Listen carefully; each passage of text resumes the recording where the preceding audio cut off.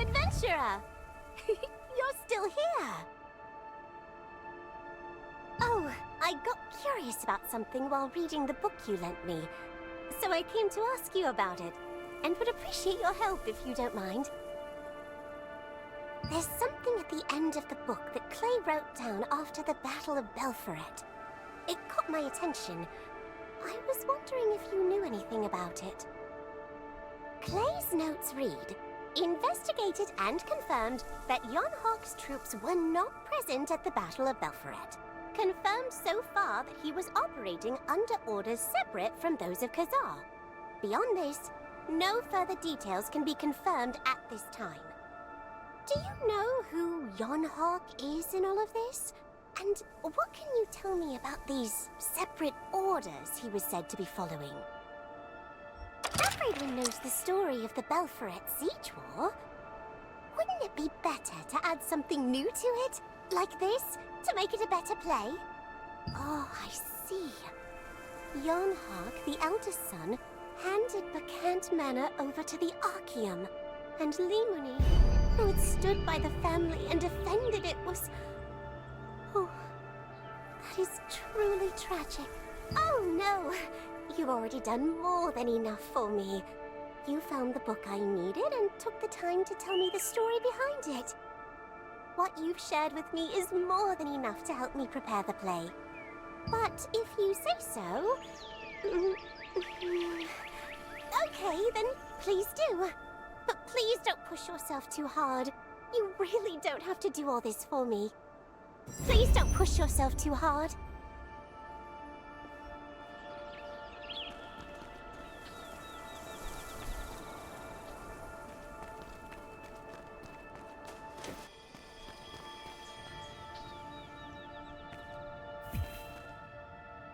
You're back. Is there something else you need? Yonhawk? I can't believe I'm hearing that hateful name again. Yes, I've looked into his orders for the Resistance. I didn't find much, but... After our initial success in capturing Belpheret Castle, we realized that we did not see any of Yonhawk's forces in that battle. Given his character and heritage, I worried that he might be looking for Lazarus's Guardian's pledge again. It was certain that the Archeum would eventually come back for Belpheret Castle, and if they were to use the great Lazarus's Guardian's pledge, we would be in serious trouble. Really? So they didn't secure it back then either? I'm glad it's in your possession now. That truly is a relief. Anyway, at that time the Resistance sent troops to secure the journal that Yonhawk had kept. We believed that by securing that journal, we might be able to learn more about the Archeum Legion. That was our hope. But despite our efforts, we couldn't get past the sealed doors of Bacant Manor, and as a result, our entire plan was foiled. You want to go and retrieve the journal yourself? Even now, it would help immensely if we could acquire it. After all, the battle against the Archeum Legion is still ongoing. Still, no matter how talented you are, you won't be able to get past the sealed doors of Bacant Manor. Is that so? It would certainly be a great help if you could find it. But there's no need to push yourself too hard. Bacant Manor is already filled with the contaminated, and if anything were to happen to you, it would be a great loss to the Resistance. Don't push yourself too hard.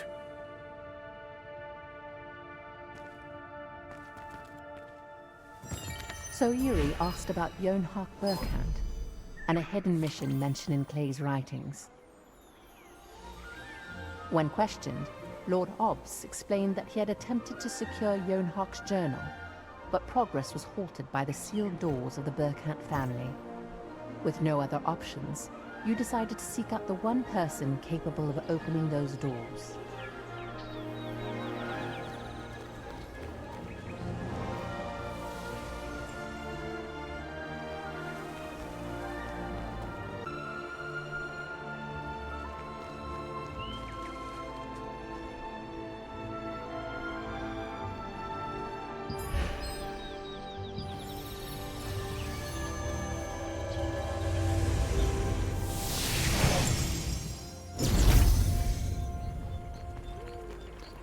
Yes. These spirits are the elves who died in the war with our ancestors long ago.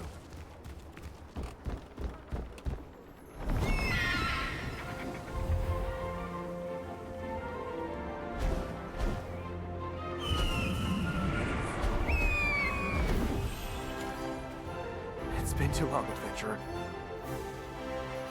Of course. Even the villagers themselves are in celebration. Is there anything I can assist you with? Were you ever to return with a request, I swore that I would help you, whatever the circumstances we might find ourselves facing, no matter how dire. Even as I look back now, I can only shudder in horror at the curse I suffered from. Not to mention the difficult path I undertook to break it, in which I had to accept my past. And there must be some reason why I have finally been freed from that terrible curse. What's more, the very one who lifted it now stands in need of my help. How could I possibly refuse such a request? So then, what shall it be? Jan Harper Kant and his journal. Then it seems there is only one course left for us. We must enter Burkant Manor. Then, I have an inkling of where it could be. Let us take some time to ready ourselves and meet in front of the Burkant estate.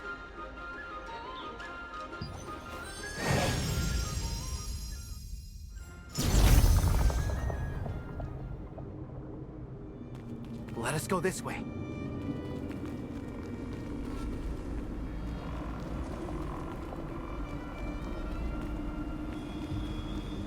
Have a look here.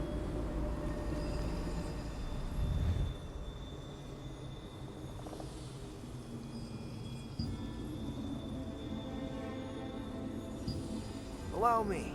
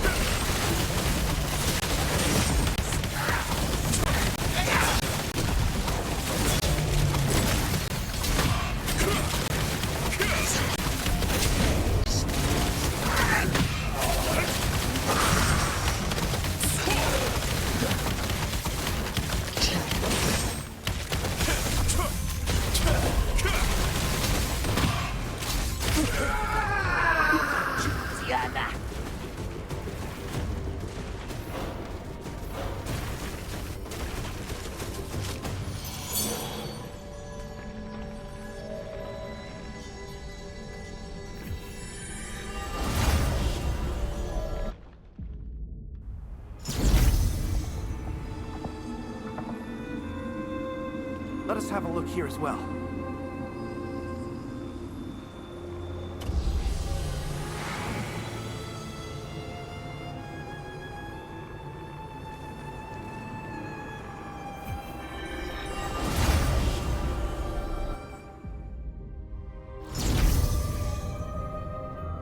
Is it this way? I have found it! This must be the one!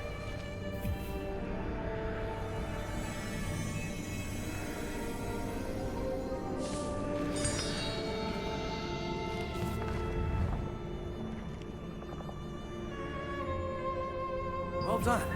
Let us make our way back.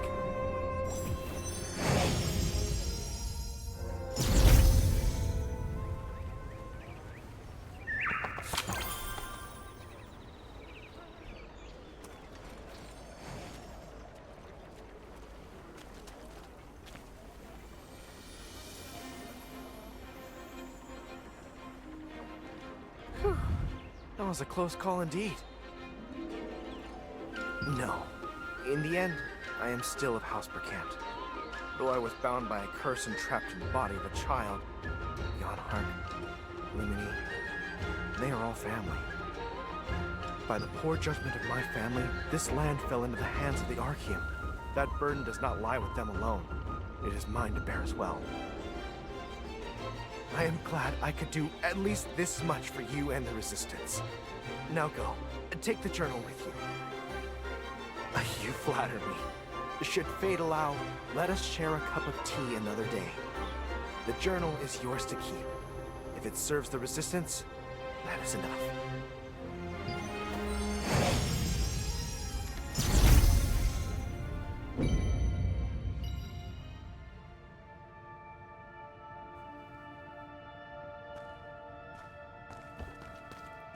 Oh, I'm glad to see you in one piece.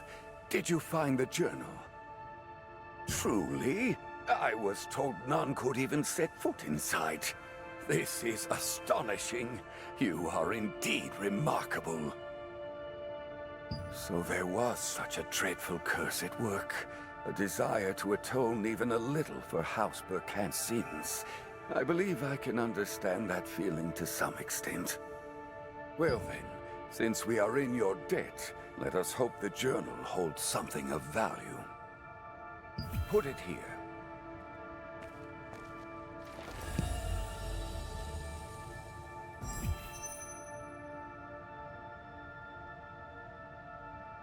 Let us see.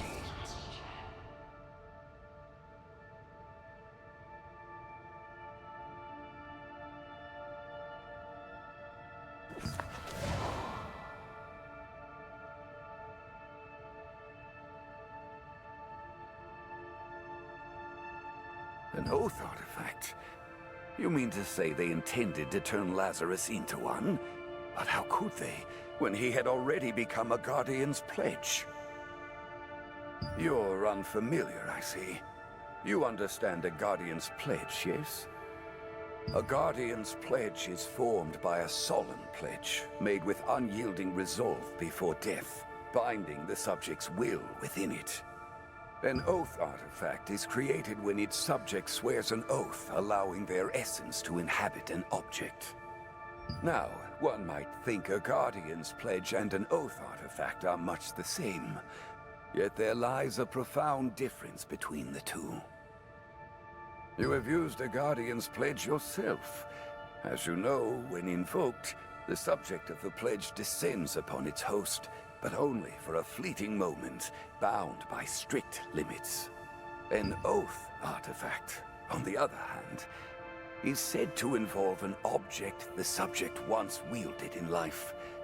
Should such an artifact form a pact with one whose desires align with its own, it may manifest once more in its living form, independent of the contractor, no less. Yes, but the oath ritual demands a most extraordinary requirement. One must obtain the Eye of Setumver, a monstrous beast said to possess 9 eyes, and investigations indicate that only 8 oath artifacts have ever been confirmed.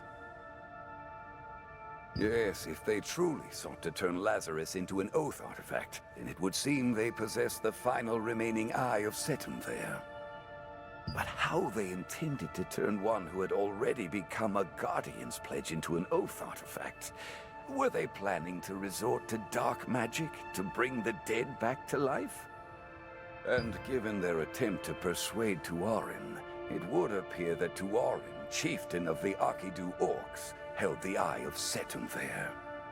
We have already suffered tremendous losses, merely from the enemy placing Khazar and Solar Tumen at the forefront. Perhaps we should consider it a blessing that Lazarus never became an oath artifact. This information is of great significance. May I keep this journal for a time? I wish to examine it further. Very well. Please, convey my thanks. Yonhak's journal was delivered to Hobbs, and its contents were examined. Within, Yonhak lamented his failure to turn Lazarus into an oath artifact. Through this, Hobbs explained the difference between a Guardian's pledge and an oath artifact.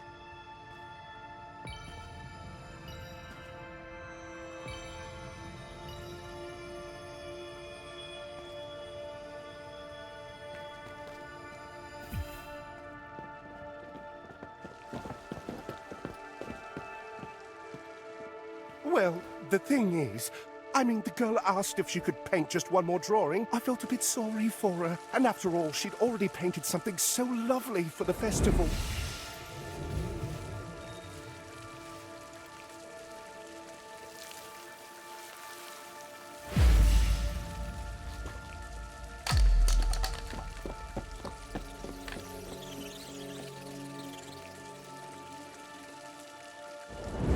I came straight to inform you both right after. No. How could this happen?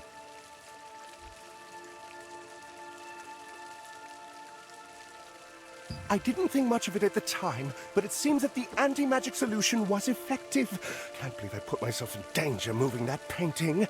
What should we do?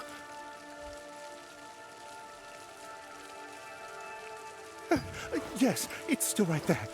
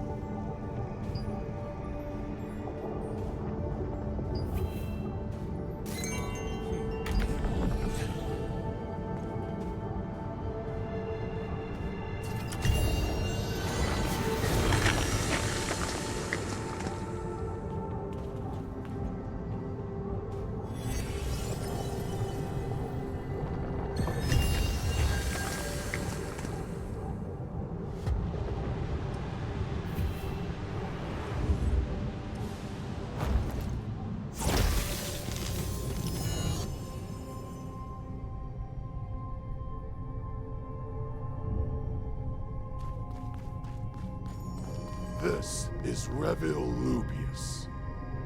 He will be the one to watch over you.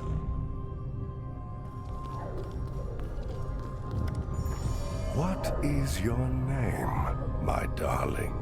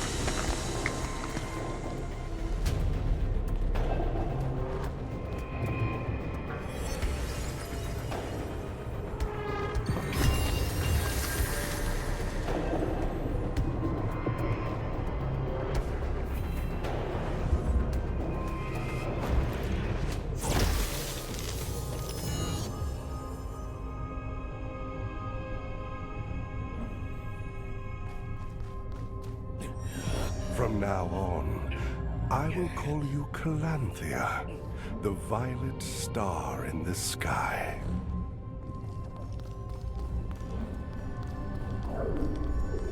Reveal. If it's...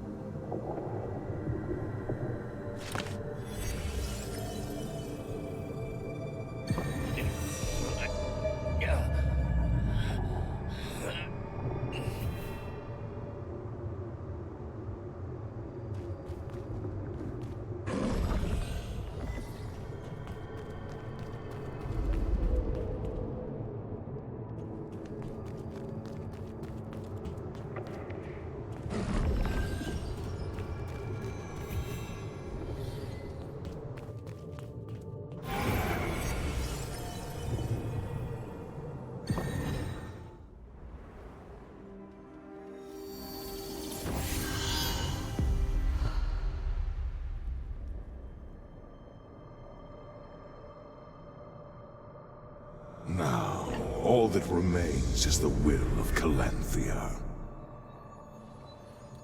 My precious darling Calanthea.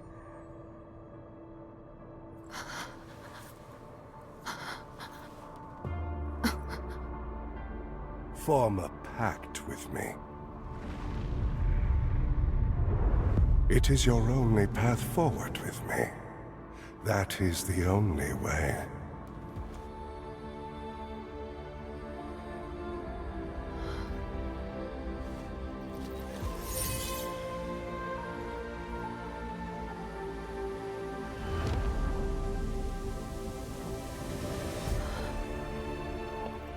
The skies above never harbored a single star with your name, Calanthea.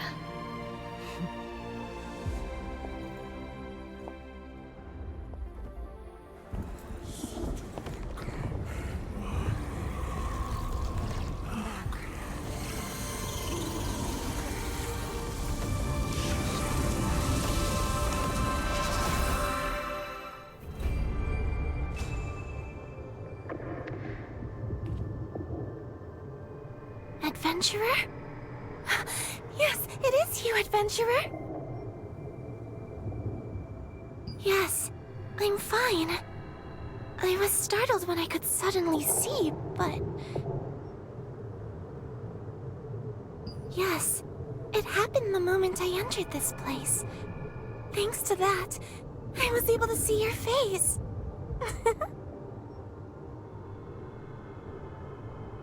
I don't know the details either, but you saw it too, Adventurer, right? I knew you saw it. This must be where Calanthea performed the oath ritual. Though, it seems the ritual failed. After the failure, this place appears to have been repurposed, using Calanthea's astral force to produce nothing but shadow orcs.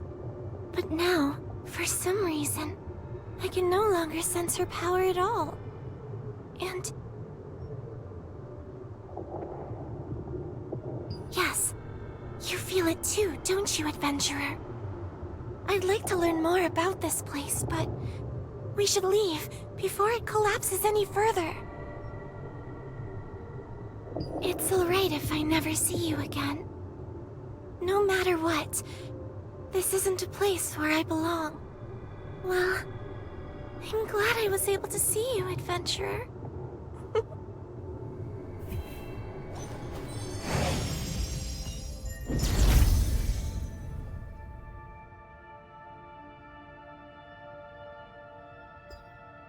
You've both returned safely. What a relief. I have lived long enough to witness countless events, and yet it was only when I saw you being drawn into the painting itself that I truly understood the power it held. Revel. He was the one who forced Calanthea to undergo the oath ritual. Yet the ritual ultimately failed, and as a result, Calanthea became fused with that place itself, the Tower of Greed. And if the Salavian Order is involved as well, then it is possible they proceeded with the oath ritual knowing full well it would fail. Considering that the outcome was the creation of the Shadow Orcs now led by Tuarin, it all begins to make sense. Yet for reasons unknown, Calanthea herself no longer resides within the tower. Only a portion of her star fragment's power remains, barely sustaining it. And as Ashian once said, that too will crumble in time. This information must be delivered to Da Vinci at once without delay. And beyond that, we must begin a full investigation into the Tower of Greed. After all, we now have a means of approaching that place. Da Vinci is currently engaged in a major operation against the Archaeum and cannot be reached directly. A message sent by parrot mail should still reach him. Write a letter at my office. The Tower of Greed. Adventurer, are you finished speaking? I never imagined my painting would be connected to a space that truly exists. Yes, the moment I finally escaped, my sight vanished completely. Still, I'm grateful that I was able to see you, adventurer. You look remarkably similar to how I always imagined you would. Oh, please, don't say that. Well, I'd be lying if I said I felt no regret. But if we had stayed in that place any longer, who knows what might have happened to either of us? From what I heard, it seems you may have to return there again. When you do, be careful not to be consumed by greed. In that space, the more you desire, the deeper the greed will take hold of you, until one becomes trapped within the painting forever. Let go of desire. Empty your heart. That is all I can say. Strange advice. Wouldn't you agree? Yes, adventurer. Please don't push yourself too hard, and make sure you come back safely. I don't want my paintings to hurt you in any way. Take care. Please.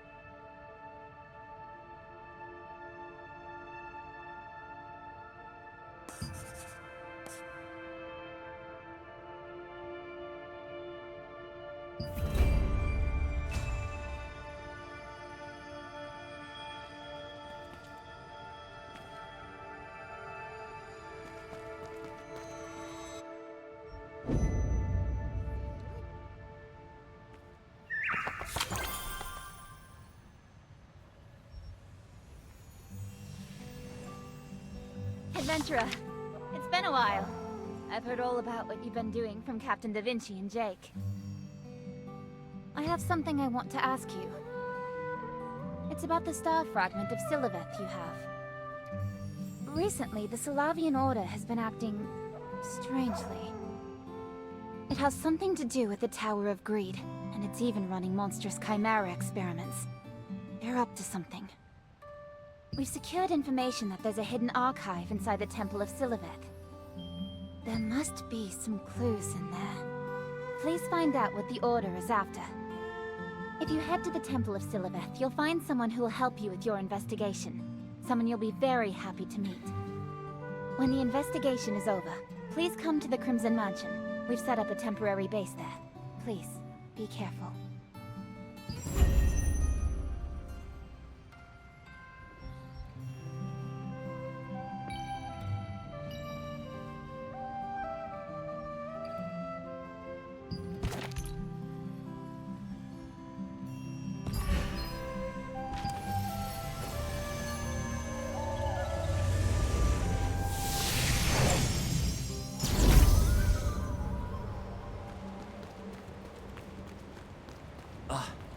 When are they coming? This place gives me the creeps. Oh, it was you! I was worried that a stranger would show up, but now I can rest easy. Oh, right. Her name is Sienna, right? She summoned me out of nowhere and gave me a special mission. She said it was to investigate the Salavian Order, and that I would be doing so with someone else. I'm so glad it's you. Especially since you're already a celebrity. I can't believe I'm friends with someone so amazing. What are you talking about? You deserve all the fame. Even Lottie would be proud of you. Everyone on Wisp Island is rooting for you. Yeah, if we stay here, we're going to get spotted. But the front gate is too risky. How do we get in? Really? All right, let's do it. I'm so glad you're with me.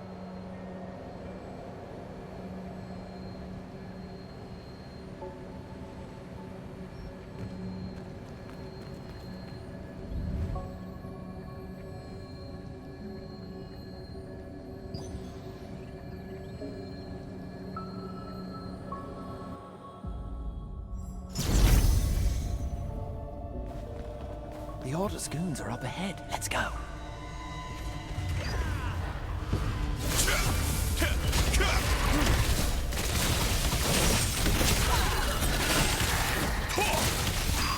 He must be pretty deep inside. Was this always here in the temple?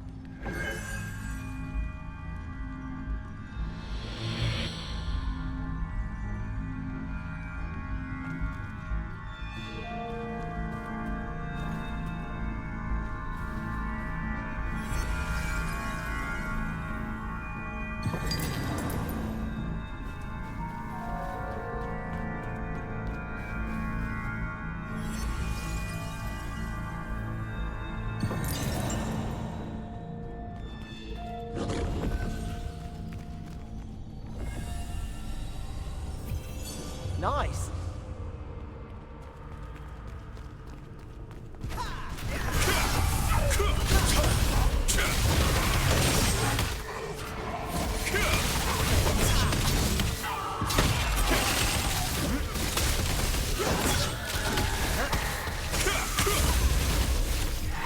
That serves you right.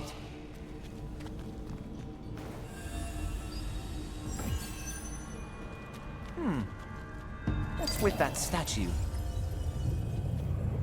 What? You did that?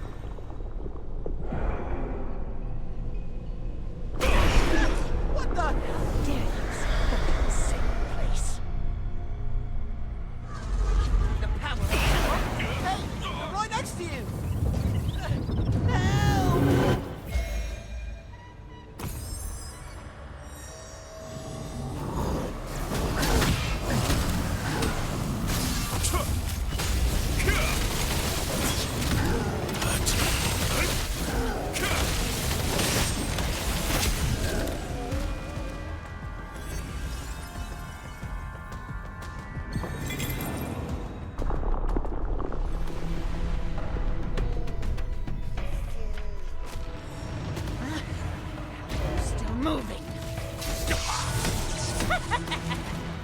I know you are. Your own accord.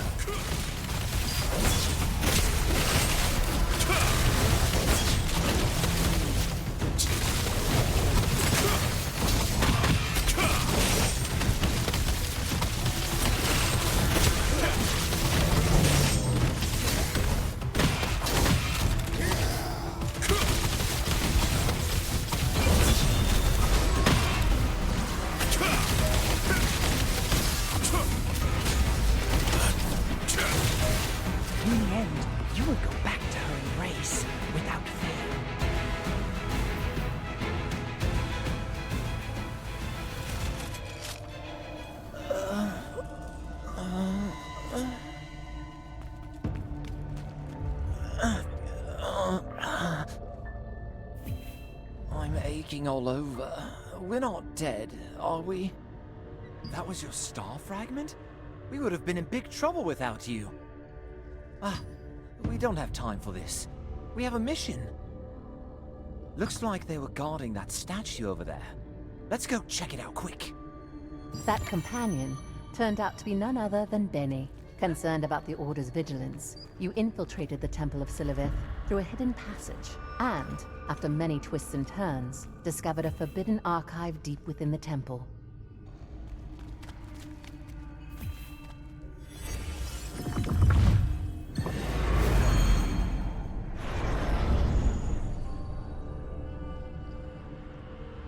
Is it this way?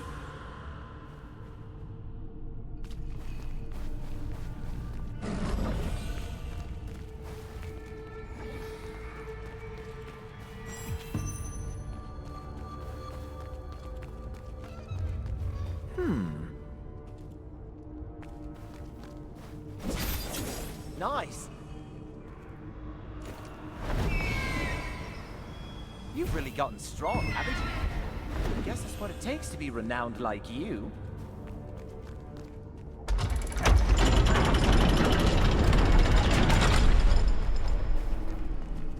Let's see.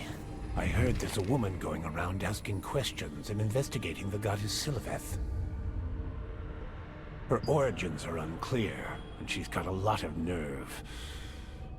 But without faith in her, she'll never reach the ultimate truth.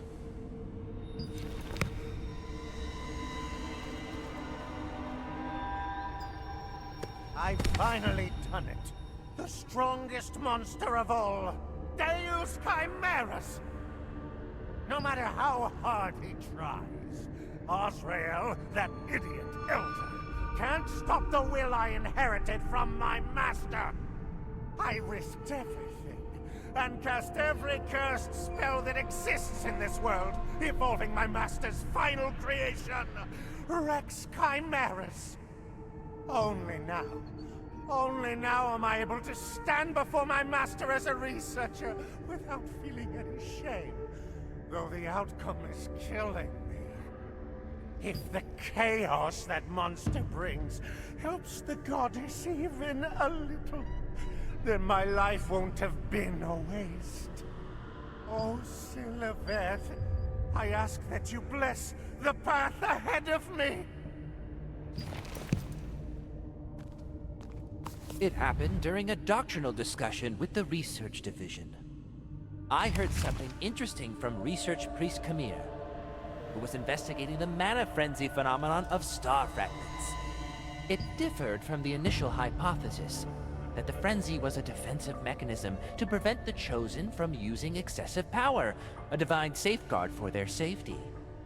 Instead, it is said to be the goddess's test to find a suitable vessel to use when she returns to this world and manifests someday.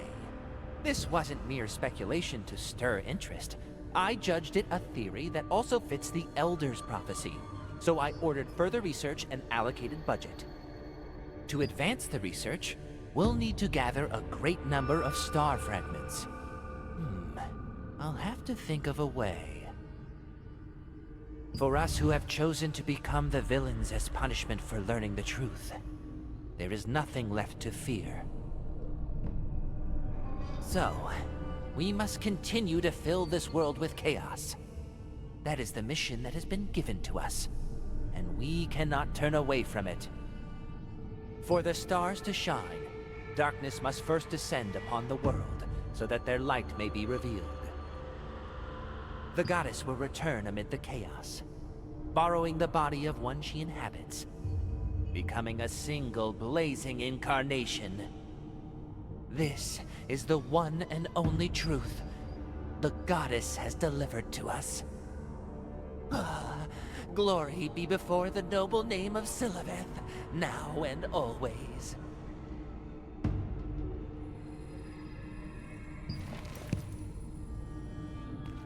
Have you been well, Aurelie? I have to say, I'm pretty tired these days. The Order's been rather unsettled lately.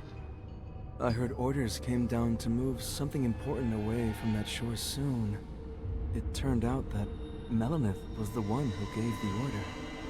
The moment I heard that, I knew exactly how the ones tied to Kazar would react. It turned into a whole mess. To me, those orcs in the Archaeum are all the same. What is the Elder even thinking? Either way, the real question is how someone like me, a small fry, manages to survive when the giants clash. Which side do I latch onto if I want to live? Give me wisdom, Aurelie. The stories written in these books. Have you been well, Aurelie? I have to say,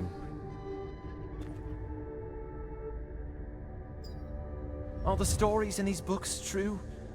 I feel like we just learned something that we weren't supposed to. I know, right? That last one is about the Salavian Order splitting in two. Yeah, we'll be in trouble if more of them show up. Let's get going. Go to the Crimson Mansion's temporary base.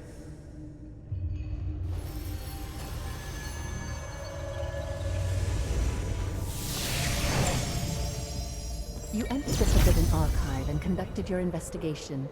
There you found books detailing abominations like Deus Chimerus, the Frenzy of the Star Fragments, and the Goddess Siliveth, along with a letter suggesting the Order had split into factions.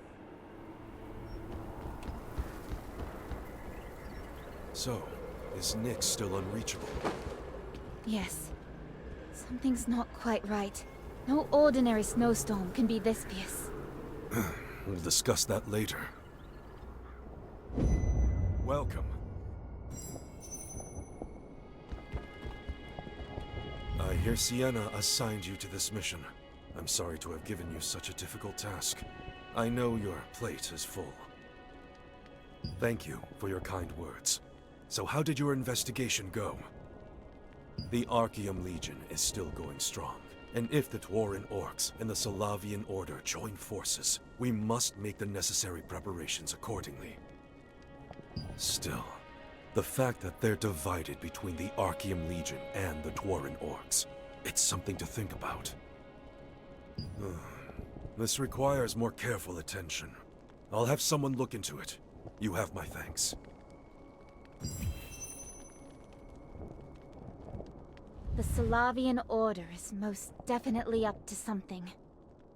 When they began creating forbidden abominations, starting with King Chimerus, I realized they had no regard for the rules and ethics that govern magic, nor for the value of life itself. As a wizard, I cannot forgive what they've done. I'm glad I trusted you and your friend with this matter.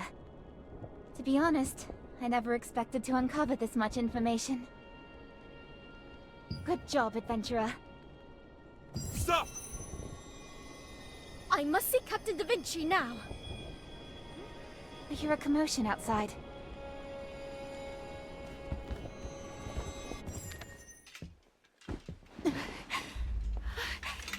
Janice sent me. Hurry and let me in already. I told you, there's no time to waste. I need to... I'm not lying. I'm here on behalf of Janice. Here's your proof. I must speak with Clay. Bring him here, now. What's all this fuss about? You, please. I must speak with Clay. Right away. Or Captain Da Vinci. If he's here, all the better.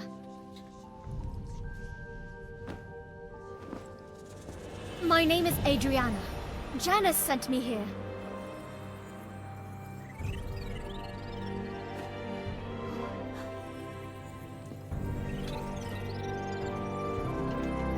Oh, you're...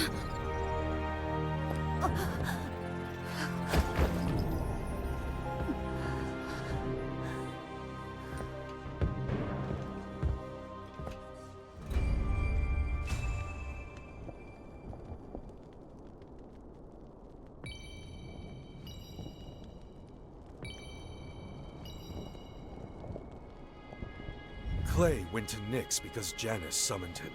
But now you're saying she sent you to find Clay. I'm not sure I follow. Someone you know? What do you mean by that? Then, this woman is Adriana, the one who brought the cursed rain down on Laslan.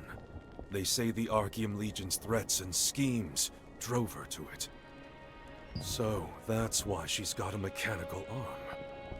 But for her to come from Nyx at a time like this... Truth is, we've lost contact with them for a while now. Not just with Janice and Clay and Nyx, but with the other Resistance members as well. Of course, Nyx is a land that lives on its own, untouched by either the Archeum Legion or the Resistance, all thanks to that brutal cold. We've only sent a few people there. But with two of the Resistance's key wizards in Nyx, and no word from them, I can't say that I'm not worried. Either way, this woman seems to know something. For now, all we can do is wait for her to wake. Just what in the world happened in Nyx?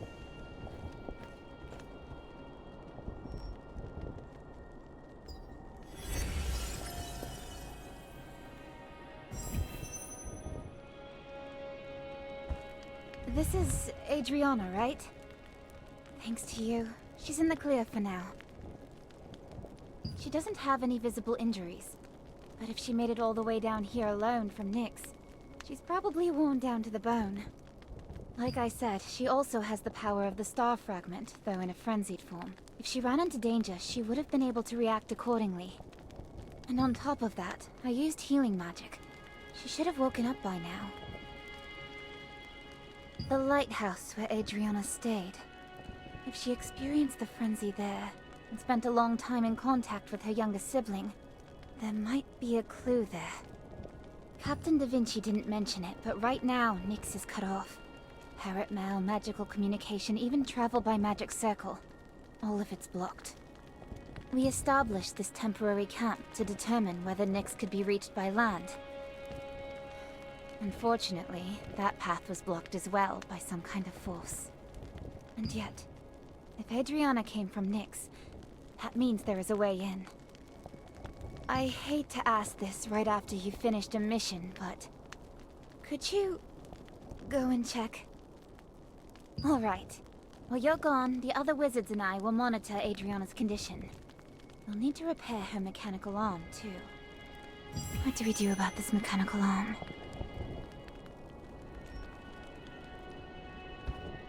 You've really become something else. You're on casual speaking terms with people like Captain Da Vinci and Sienna. Oh, don't be modest. Anyway, you're heading to the lighthouse on the Windhill Shores, right? I want to keep going with you, but I've got an urgent contract I accepted earlier. I think I've got to go handle that mission. Man, you really are the pride and joy of our Wisp Island. I'm so proud of you, I really am. If I keep at it, can I be like you someday? Then I'll be heading back now. Count on it.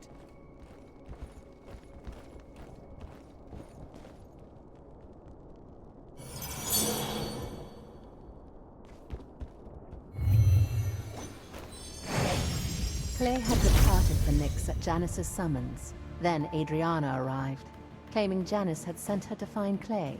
In order to wake the fallen Adriana, you decided to investigate both the lighthouse where she had stayed and Martinet's clinic.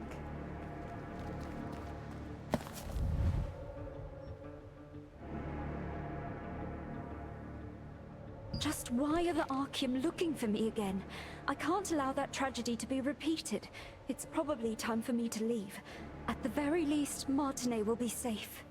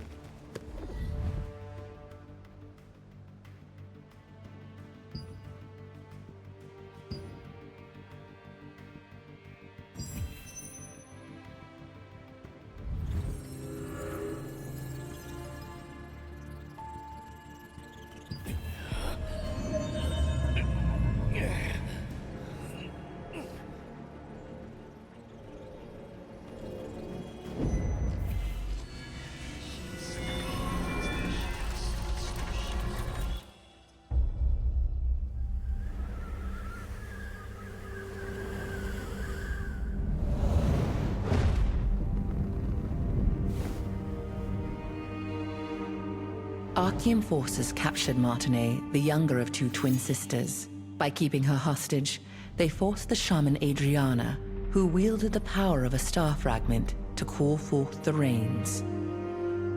As the ritual began, rain cascaded from the sky, accompanied by crashes of thunder. But the Archean forces had altered the ritual. Their tampering caused a cursed rain to fall on Laslan. Wherever the rain fell, creatures transformed into violent monsters that attacked people and devastated the farmland. Adriana was shocked to witness what she had done. When the Archean forces turned on the sisters, meaning to kill them now that they had served their purpose. The awe-inspiring power of the star fragment that lay dormant within Adriana flooded out, and their enemies were annihilated in an instant.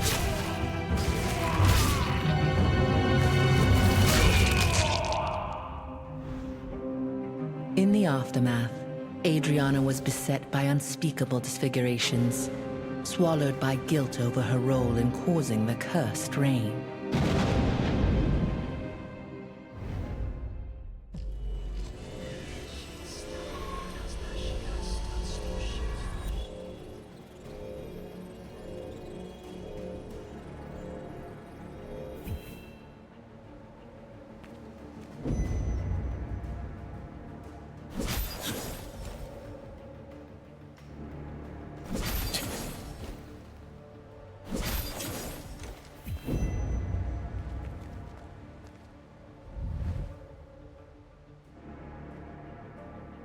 I left the book I found with Martinet.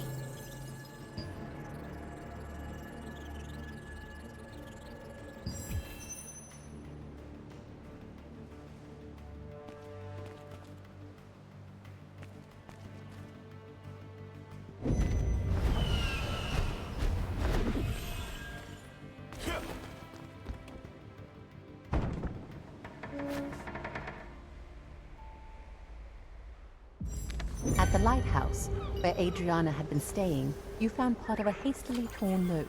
In it, it was written that she had entrusted a book she had found to her younger sister, Martinet.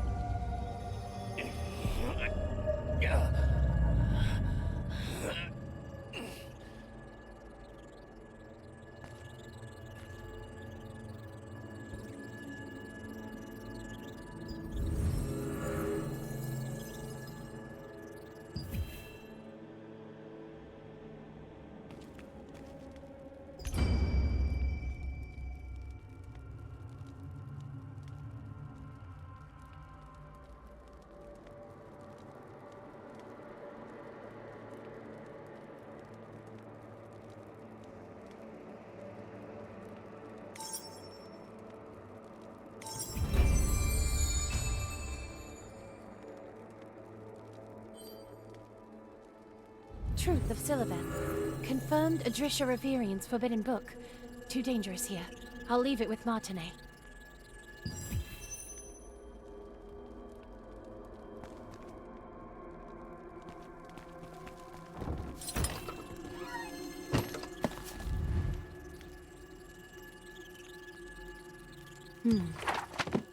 Why do all records speak of her only as a destroyer? My doubt began at that time, when I was studying the role Silabeth held in the earliest days of creation. How could she, who followed her mother Einar's will, and worked with her siblings to build a perfect world, fall overnight to become the goddess of destruction? Forbidden love. That single line explained everything. Yet the simplicity itself made me suspicious. Myths are stories of the gods, but their records are always written by the victors. The star fragments aren't merely shards of mana. They are a crystallized core of her pain and memories. That is what they are. Whoever bears it gains power, but in return must also shoulder the suffering she endured. Siliveth did not see herself as a destroyer. She merely sought, in the end, to take responsibility for the ruin wrought by her own hand. Frenzy is not proof of corruption. Rather, and paradoxical though it may seem, it is a means of protecting those who bear the power of a star fragment. Frenzy is simply what occurs when a person is unable to bear the weight of that power. I meant to continue my investigation into those who had suffered the effects of mana frenzy, but few survived. Even among those who lived, most were either grievously maimed or no longer sound of mind, and so I could not carry the inquiry any further. And here, the notes now come to an end.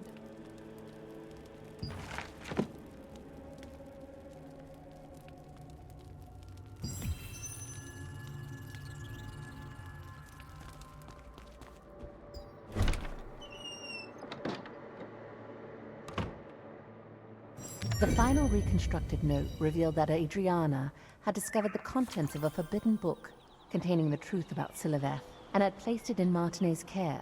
The book, written by an author named Idrisha Reverian of the Pure Light Tower, argued that Siliveth might not have been a simple destroyer, but a being reinterpreted through distorted records. It also described the star fragments as crystallizations of her pain and memories.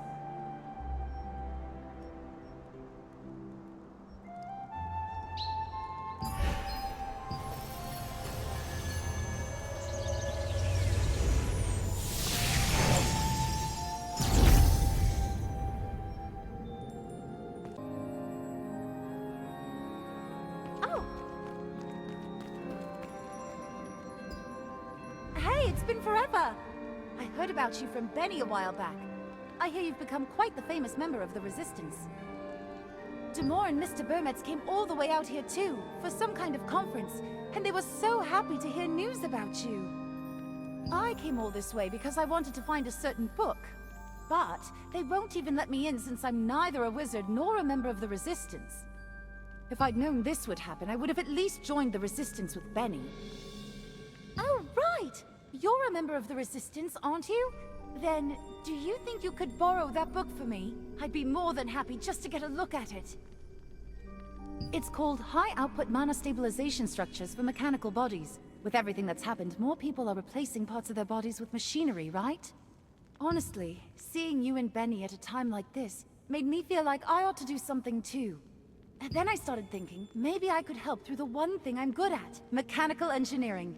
It isn't a widely established field just yet, but that book by Reverian is supposed to be a remarkably well-developed theoretical work.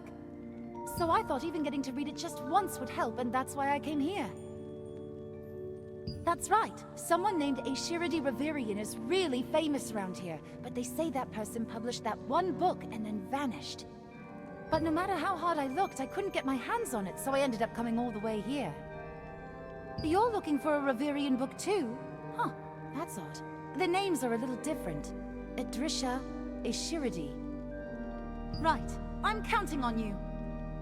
Why are there two Reverians? Did they somehow write their own name wrong? We have a variety of contracts here. Would you like to take a look?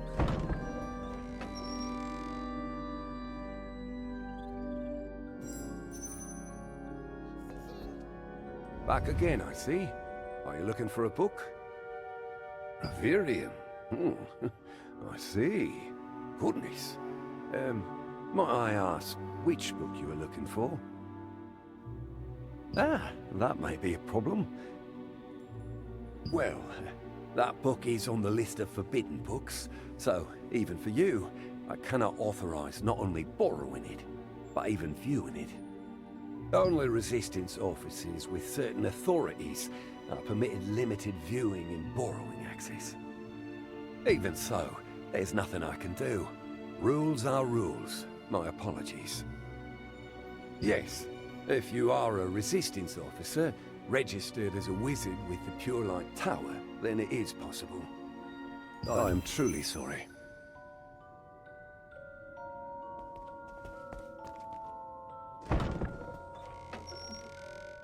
While heading to Pure Light Tower in search of Reverian, you met Lottie.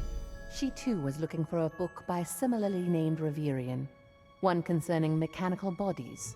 But as she was neither a mage nor a member of the Resistance, she had no access to it.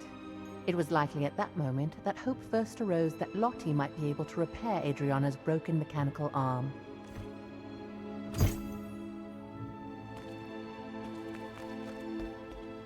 What brings you to Pure Light Tower? I see. You're in urgent need of access to a forbidden book. Still, I don't quite understand why the book your friend is seeking was designated a forbidden book. Adventurer, you are hardly the sort to use it for anything improper, so I will do what I can. Not at all. Come, let's go.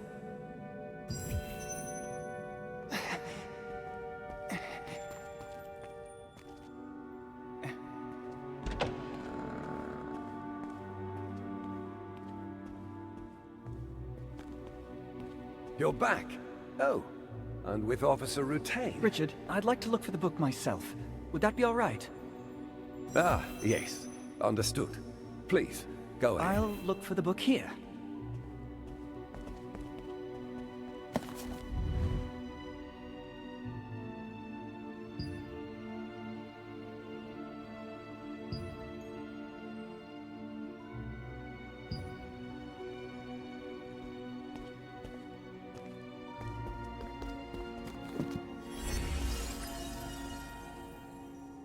Be careful!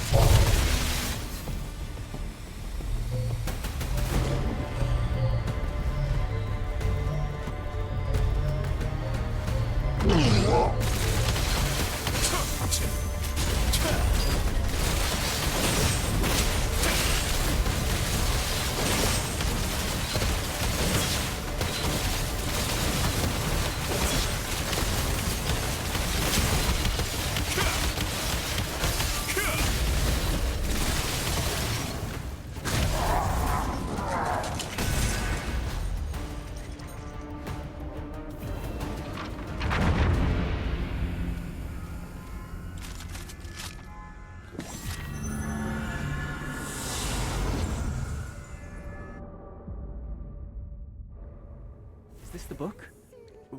Why is that activating? Oh dear, I am terribly sorry. It seems there's been some kind of error.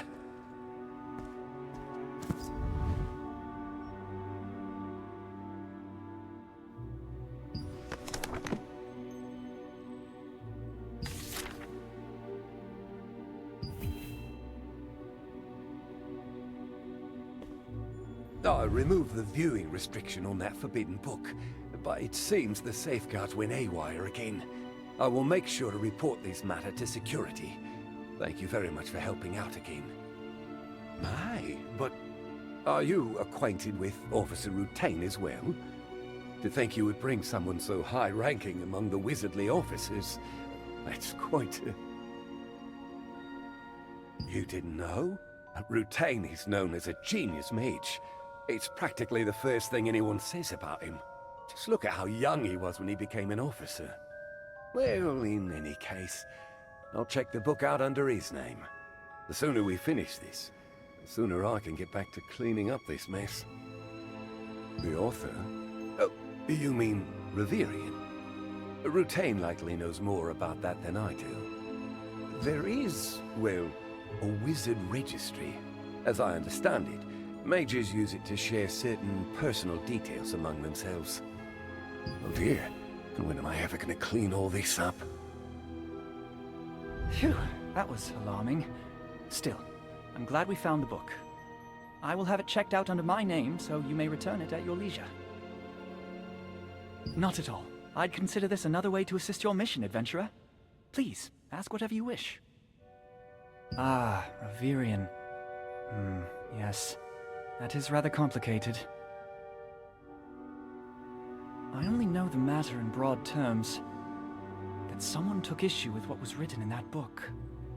I have only heard bits and pieces myself, but from what I understand, it directly challenges the existing image of Siliveth. Now then, one moment. There should be at least something in the wizard registry. Let me take a look. Just a moment. Let me concentrate. Now, let's see. Ah! Here it is. There is not much else, but both Reverians are listed with the same registered address. Somewhere in the Crimson Mansion, it seems. Whether they are still there, I cannot say. Quite a few people enter their information in the registry and never properly update it. No one really keeps track of such things. For now, please give the book to your friend, and I will open a magic circle to take you there. Reverian's book had been classified among the forbidden texts, and could only be viewed by officers of the Resistance.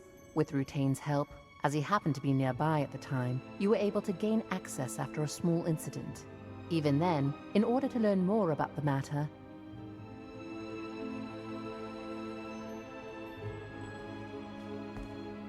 Are you okay? I heard quite a commotion. Oh, so this is the book. Thanks. But wait, you're going to look for Reverian's house? If that's the case, do you think I could come with you too? There's something I really want to check with the author of this book. Me? Oh, I'm still a beginner, but I can handle simple maintenance at least. Why do you ask? So she came from Nyx. That's exactly the sort of thing I wanted to ask Reverian about. I mean the power supply that keeps mechanical devices running in extreme environments. If I can meet that person and confirm my hypothesis, it might be possible. Really? Thank you! I promise, I won't get in the way. Don't worry. Please use this magic circle.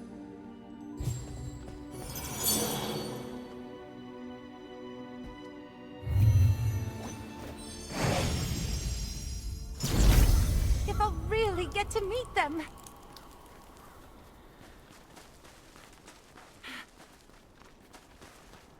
Is this the house? The security measures look pretty serious.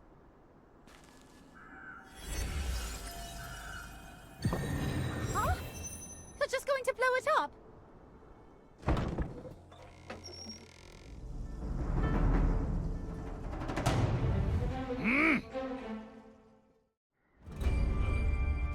Who are you? You lot! Lynn, get behind me, now! You're... Hey, Shiradi Reverian, aren't you? What? How do you know that name? Bernick, put that down. They mean no harm. It is you, right? Wow, I can't believe I'm really meeting you.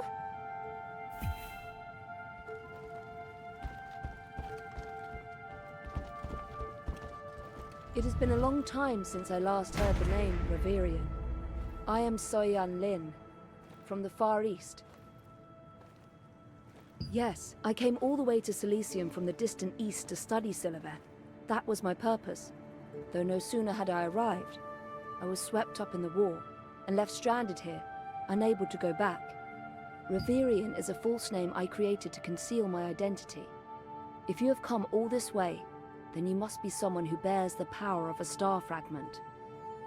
Otherwise, no one would have in truth gone to such lengths to find me, and, of course, especially now that my books have been forbidden. No, I was not asking for an apology. Now then, what is it you wish to know? She once suffered mana frenzy and lost an arm. It seems she made the journey on foot from Nyx, and even now, she has yet to regain her senses. I can't be certain without seeing her, but I don't believe that was caused by a star fragment frenzy. The mana frenzy in those who bear a star fragment isn't because the power is a curse, nor because it causes rejection. It's closer to a surge of power, meant to protect the bearer of star fragment in moments of peril. However, ordinary people cannot withstand that power. As a result, the body is damaged afterward, and in severe cases the magic erupts and leads to death. Depending on the magnitude of that power, the surrounding area may even be reduced to ruins. You have suffered from a bout of mana frenzy as well. Let me have a look. No, that cannot be. No, this is impossible. The energy within you is so chaotic that it would not be surprising if you went into a mana frenzy at any moment, and yet you are enduring it completely. Even with the calming potion and the special blessing of a divine beast, it should not be possible for it to remain this stable. Unless... No, it is nothing. That is merely a tale passed down in ancient myths. In any case, it really seems the condition of this Adriana you speak of was not caused by a mana frenzy. I'm sorry I could not be of more help, even though you came all this way. Wait a second. You left some clearance in this joint on purpose, didn't you? So you do have eyes. That's how you keep the output stable. Did you see that? This place is incredible! Right. Sorry, I got a little too excited. Did things work out on your end, too? I told you earlier, I was thinking about a device that could withstand extreme environments, right? I think I may have found the answer here, but... Well, I think I've sorted some of it out in theory, but it's still only a theory, so I think I'll have to test it in a brutally cold environment at least once. Mr. Bernick said that if the method I came up with works, it might be able to restore that Adriana person's arm. Huh? Really? The wizard's residence? Essence of water formed by Deluge Noah's cold. If it's Deluge Noah's cold, it may be possible. Deluge Noah's cold should be enough to test the method your friend devised. You've got a lot of questions, I'm sure, but this is as far as we go for now. Didn't you say you were in a hurry? Mr. Bernick, you designed this part around human joints, right? That's right. Machines should adapt to people, not people to machines. It has been quite some time since I last saw Bernick this excited.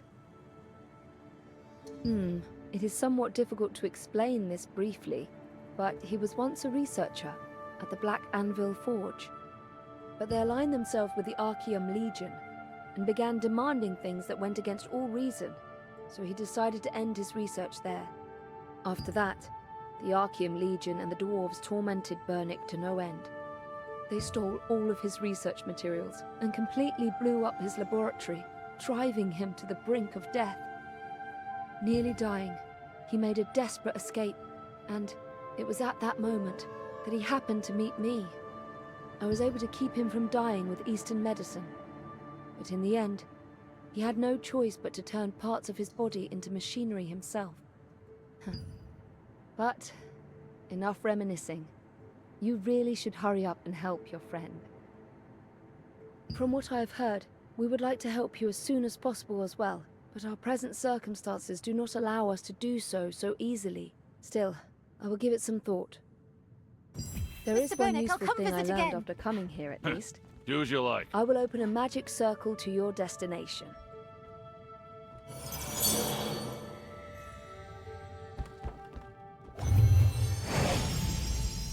Together with Lottie, you went to the address where Reverian was said to be staying, and entered the house by somewhat forceful means. Inside, you found a woman from the east and a male dwarf, whose head was half machine, both using Reverian as an alias.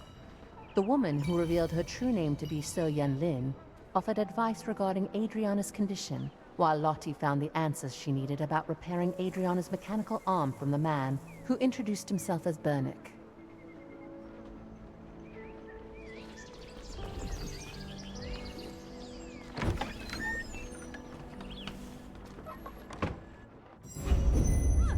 You really startled me. Aw, a cute little wizard. What brings you here? Oh, I see. But this is a bit of a problem. During the last renewal of the seal, my master spilled all the essence of water. We were just about to go gather more together, but then he said some guests had arrived and went out, and he still hasn't come back. Oh, I think that's him now. Adventurer? Adventurer, what brings you here this time?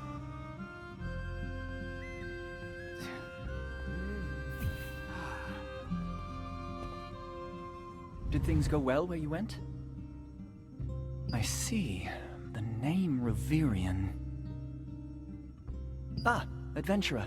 Might you be able to gather some berries? I heard about Adriana, from Captain Da Vinci. He said the reason she hasn't yet awakened seems to be related to the red energy originating from the abyssal meteor. Yes, that's right. For some reason, Adriana appears to have been exposed to far too much red fog. As I understand it, those who bear the power of a star fragment have some resistance to the red fog. She should awaken soon, but given the circumstances, I came to gather berries to treat her as quickly as possible. Really? That's a relief. I only hope at least one part of this can be resolved. Come to think of it, didn't you say your friend works with mechanical bodies? It seems Adriana's mechanical arm also needs repair. It could not withstand the chill of Nyx. I believe that may also be part of the reason she is not awakened. Since your friend works with mechanical bodies, could they perhaps take a look? I can't promise I'll be able to fix it, but if the problem was the cold, then we need essence of water infused with Deluge Noah's cold. Deluge Noah? Ugh, Master, if only you'd been more careful back then. Quiet down, you! Well, as you heard, we need to collect some more essence of water. Ah, yes. You may go, adventurer. After last time, I opened a shortcut, so even two people could make the trip if energy runs low again. Sending Melvin off by himself? No, absolutely not. But I think it should be fine if he goes with your friend. If I go too, then who's supposed to look after our wizard officer? Let me use this chance to get acquainted with some important people, would you? Of course, the Resistance has continued sealing and driving back Deluge Noah, so to be honest, things have stabilized to the point where one person could make the trip alone.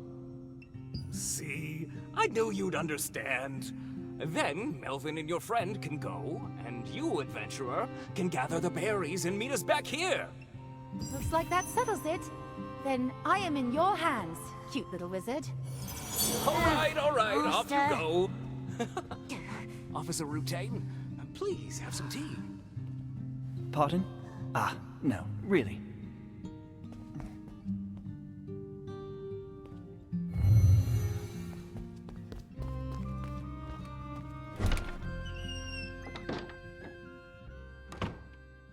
At the wizard's residence, Rutain had arrived in haste to secure berries capable of neutralizing the energy of the red fog.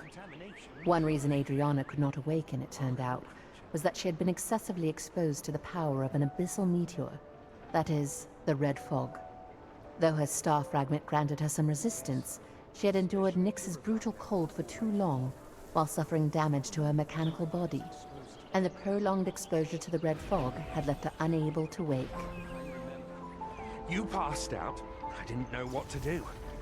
I was so scared.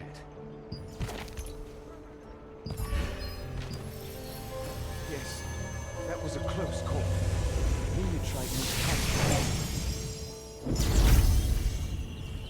So you've come. It's been some time.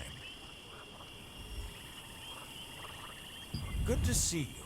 What brings you all the way here? The situation sounds urgent. Berry cultivation is still proving difficult. Until now, we've only harvested small amounts near the cave where Giselle used to live, but cultivating them separately hasn't been easy. The cave where Giselle lived collapsed some time ago, so it can no longer be accessed.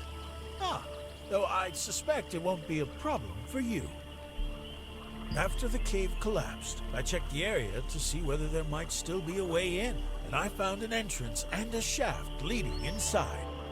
But when the cave gave way last time, the interior there collapsed as well. Ordinary folk like us cannot get through, but I suspect you may be able to. There should be a mine entrance above the cave where Giselle stayed. That's the entrance. I have explored as far as the entrance with the others. Beyond that, however, the paths have collapsed, and the red fog is so thick that we couldn't go any further. Will you do it?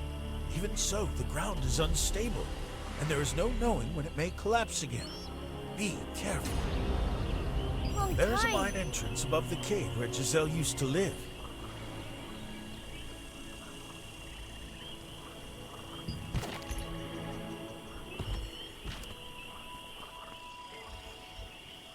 You a long time.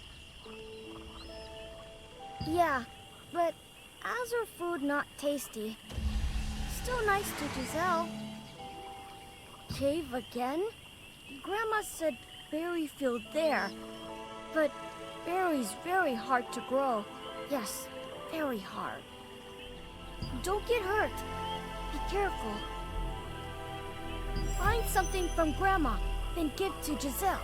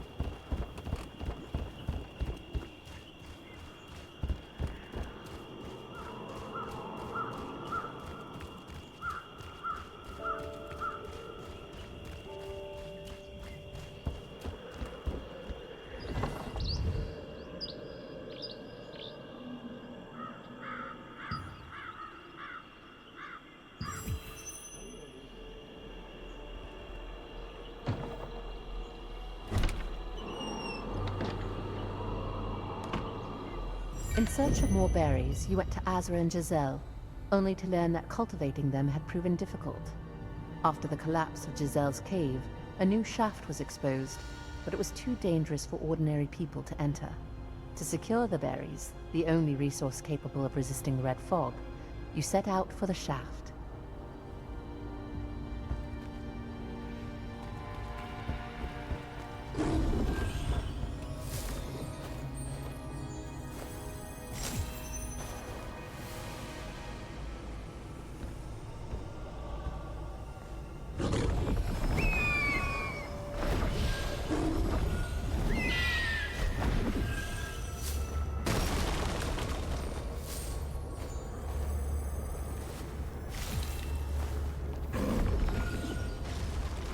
I decided to try growing berries for Giselle. I used to be rather good at tending fields when I was younger. We can't keep hoping to find berries by chance. How do berries grow, I wonder? No matter what I do, I keep failing to cultivate them. Oh, Mithrian, god of the earth, please help me.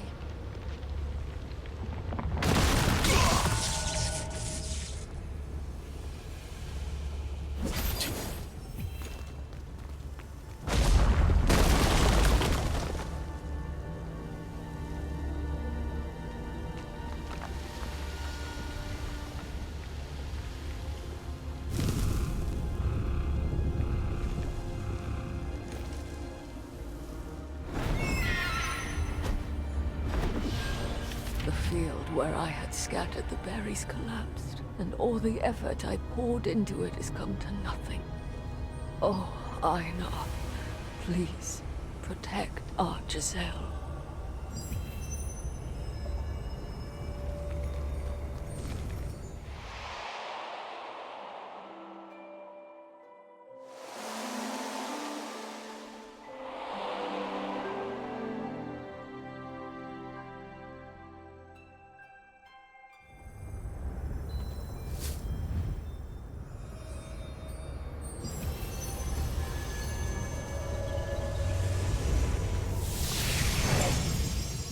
In the area around the shaft, you found records left behind by Giselle's grandmother, showing she had continued trying to cultivate the berries. Despite repeated failures, she never gave up on growing them for Giselle, and in the end, became so desperate that she even prayed to the gods for help. The journal made clear the berries were not simply plants found by chance, but a crop of hope that someone had struggled for a long time to keep alive.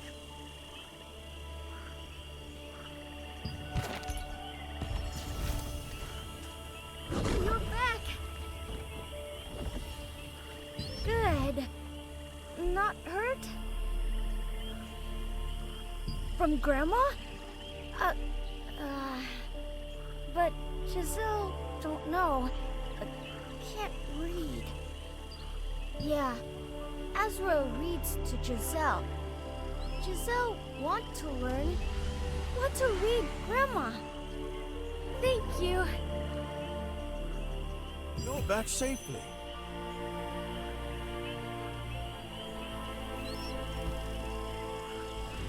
Oh, it's you.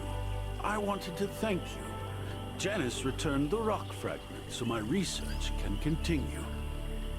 She has gotten a lot better since she left the swamp cave. Her speech has improved as well, and now she can give me more detailed answers to my questions. It's helping my research greatly. But Giselle is still a bit skittish around me. Perhaps giving her a special treat will help. I heard children like apricot pies from Herba Village. Excellent. But I'm not much of a cook. I hear there's a famous chef in Herba Village who can maybe teach me. Could you gather some apricots for me? They grow in the fields around Herba Village. In the meantime, I'll go ask the chef for a lesson. Thanks for your help. I'll see you in Herba Village. Gather apricots from Herba Village and meet me in town.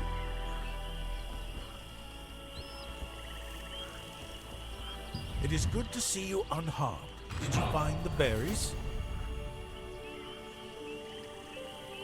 So, her grandmother had been trying to cultivate a berry field, but then the field collapsed and her efforts were for naught.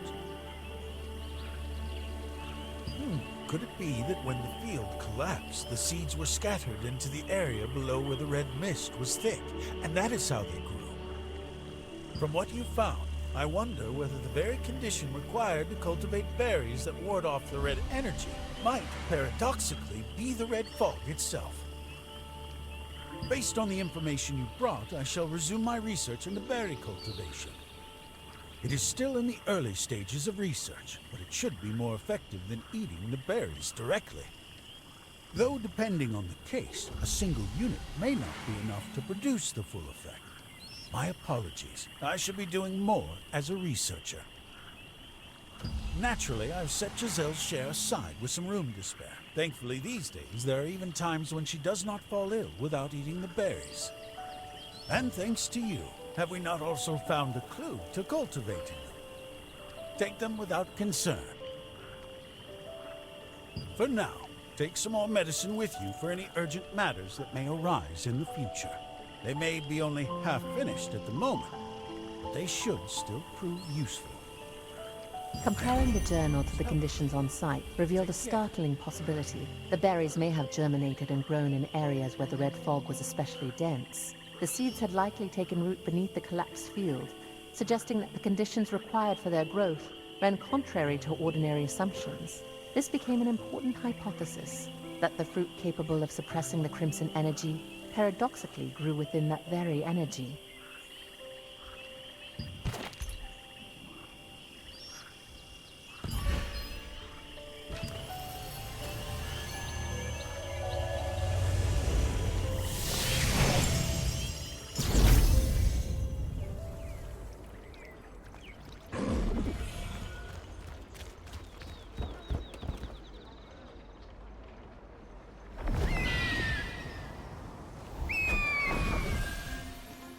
No news yet? What in the world are they doing?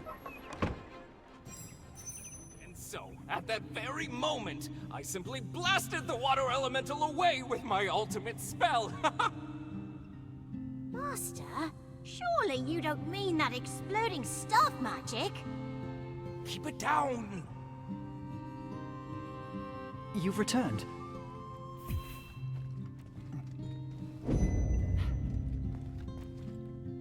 Did you get the berries?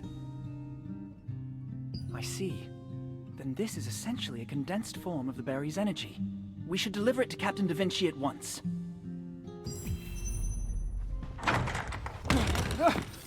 We've got a problem! Urgent! Red fog is flooding Daybreak Shore! Red fog is leaking from a massive gate on Daybreak Shore. Soldiers were dispatched, and I heard Officer Rutain and the Adventurer were here, so I came to report. It's the massive gate along the cliffs of Daybreak Shore. I saw red fog seeping through the gap in the gate and reported it at once, but the gate is sealed and won't open. Captain Da Vinci said the two of you were here and told me to hurry and inform you, so I rushed here. Ah, understood. I will report it. This is bad, isn't it? Something bad happened, right? If you need to go, go. Hurry. Me? What do you need? You mean that person from Nyx, right? Thanks to Melvin, I was able to finish testing a device that can withstand extreme cold, but... Okay. If you're asking me that seriously, then I'll go take a look. Even if it doesn't work, I can at least help bring this medicine along. Then, Miss Lottie, please go this way with the messenger. We'll go too! We'll come with you! Thank you to both of you as well. We will use this magic circle. What? Master, you're serious? Me too? Be careful, okay? Azra handed over several early-stage berry medicine, and just as you were about to return to Adriana with them, a report came in that red fog was seeping from the crack of a massive gate on Daybreak Shore. Entrusting the berry medicine to Lottie and asking her to watch over Adriana, you headed for Daybreak Shore with the wizards. So they were hiding a place like this on Daybreak Shore. We ended up in a terrifying place.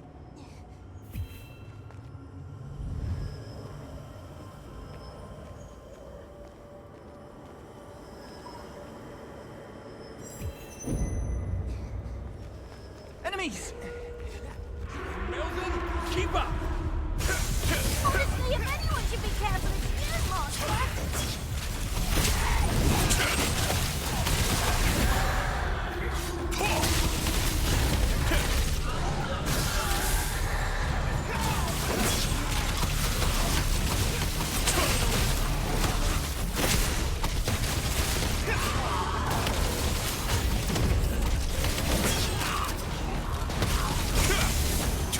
Hit a place like this on Daybreak Shore. The Slavian Order. So they truly were hiding a place like this on Daybreak Shore.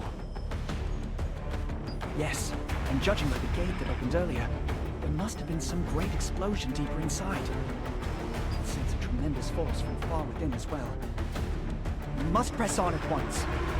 This red energy seems to be the same as what we encountered in the Swamp of Silence. What infected Adriana. That would be for the best. Sound ideal. The red energy is coming from deeper inside as well. Be careful! The soldiers are down! Oh dear!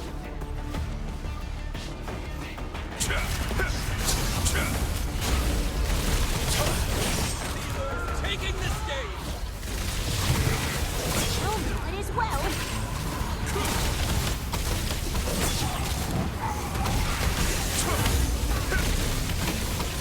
I pull my weight when it counts.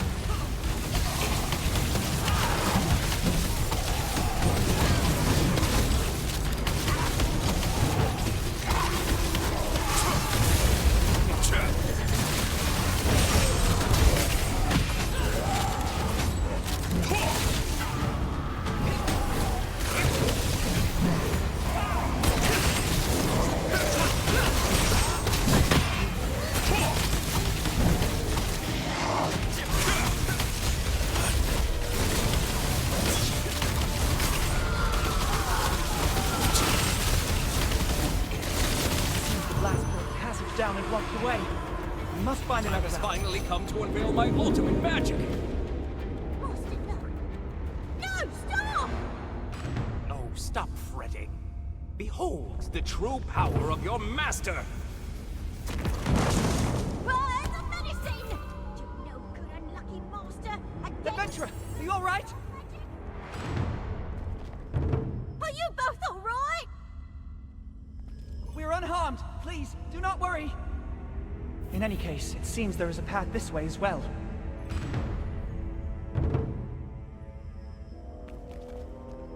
I did not expect the floor to collapse. That gave me quite a fright. The energy in this red fog is overwhelming. I will need to take some medicine. You all right, adventurer? It seems you are enduring it through the power of the star fragment. Thank goodness I'm with you, adventurer. Well, I'm not sure whether we ought to thank Theodore for this, but at least we do seem to have found a way forward. Let us proceed this way. Beyond the gate at Daybreak Shore lay an ancient sanctuary hidden by the Salavian Order. Inside remained intense crimson energy, traces of an explosion, fallen soldiers, and a massive force emanating from deep within. It looked less like a simple refuge or shrine, and more like a ritual site, or a facility built to contain something.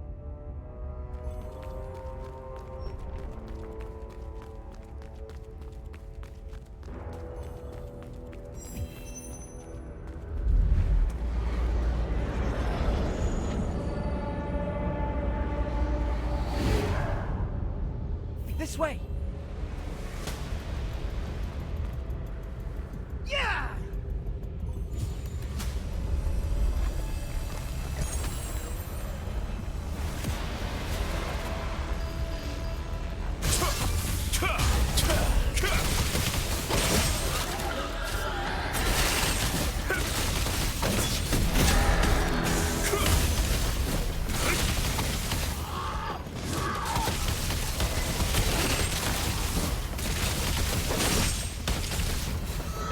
Go!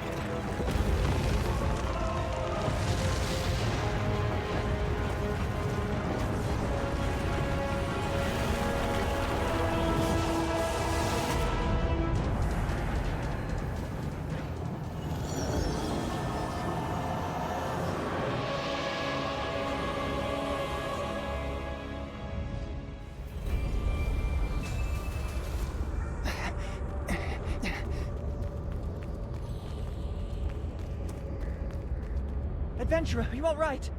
Those Slavian Order fiends. Yes, I saw it as well. After a portal opened in the sky and the abyssal meteor was drawn into it. As if every last bit of power was consumed. We must report this to Captain Da Vinci at once. Quickly, let us find Theodore and Melvin and make our escape.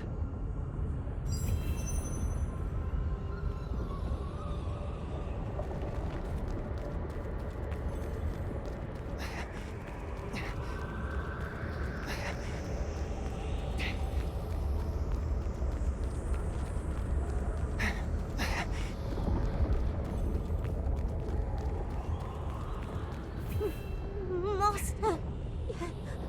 My body! Here, quickly, Melvin! Melvin, stay with us! This is bad. The medicine doesn't seem to be working.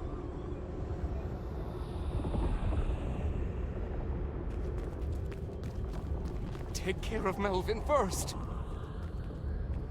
Please, tend to Melvin first. An enormous wave of red fog washed over us when we entered this place. Give my medicine to Melvin right away. I am fine.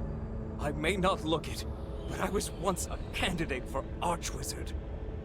I am sturdy enough. I am perfectly fine. Just look after Melvin, my apprentice.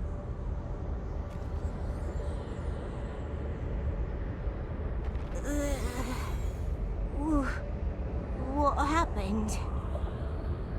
Melvin, thank goodness.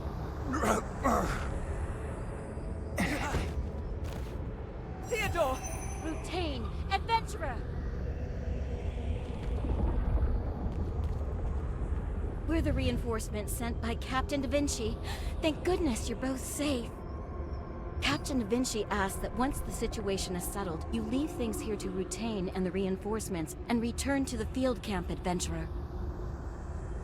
He asked me to tell you, the twin sister has awakened. We will take care of these two as well. Please do not worry, and go at once.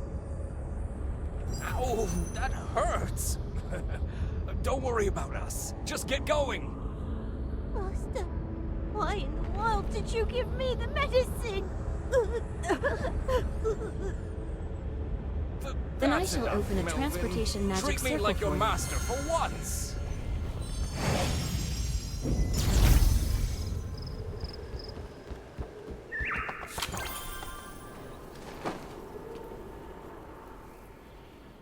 Deep within the sanctuary, the Salavian Order succeeded in moving the secretly hidden abyssal meteor through a portal to an unknown destination. Afterward, all of the Order's members who had taken part in the ritual perished, without a trace. This made it clear that the entire rite had been carried out as part of a carefully orchestrated and meticulously prepared plan. In the process, Theodore and Melvin were exposed to the red fog. So you've come. Well, what is the situation at Daybreak Shore? A hidden sanctuary of the Salavian Order. To think they were hiding an abyssal meteor there. But why would they choose to bring it out at this very moment, even at the cost of sacrificing the Order's wizards? I will investigate that separately. You have done well. The medicine you brought, along with Miss Lottie's treatment, brought her back to her senses for a short while, but she soon lost consciousness again. According to Sienna, the red energy and her arm have both been treated, but after taking so long to get here, it seems she has exhausted all of her strength. I noticed earlier that she brought a scroll over there and said you ought to read it. Might be worth a look. It seems she has stepped away for a moment, but go speak with Sienna once she returns.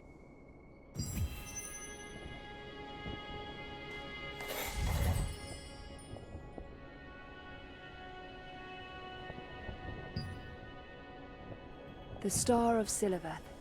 It is a mana stone infused with the immense magic of the goddess Siliveth herself. Among the human wizards who coveted the magic of the elves, some dabbled in forbidden magic. After that incident, the Eye of Salvation went to war with the elves, and once driven back, resorted to creating the forbidden weapon known as the Abyssal Meteor.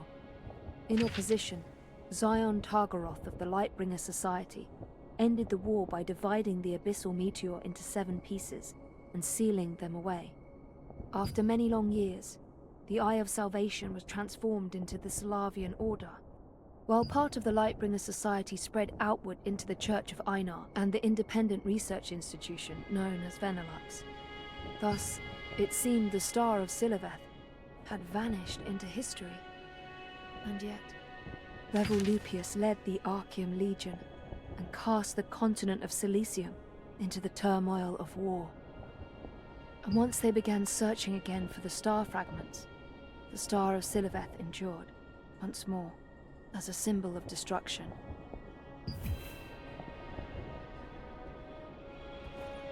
You're here. You've done well. So, I see you've already looked over the scroll I brought for you. I wanted to help you better understand the star fragment you carry, and the forces surrounding us. It is a magic scroll, made by someone I once knew, briefly. Please channel the power of the star fragment you carry into her, gently, little by little.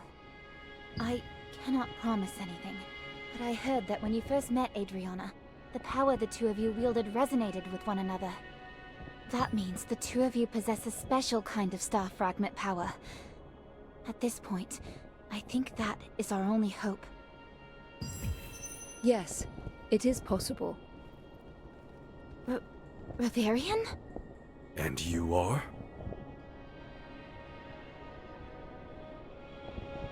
My apologies. My name is Soyan Lin. Please forgive the sudden intrusion. I'm Bernick.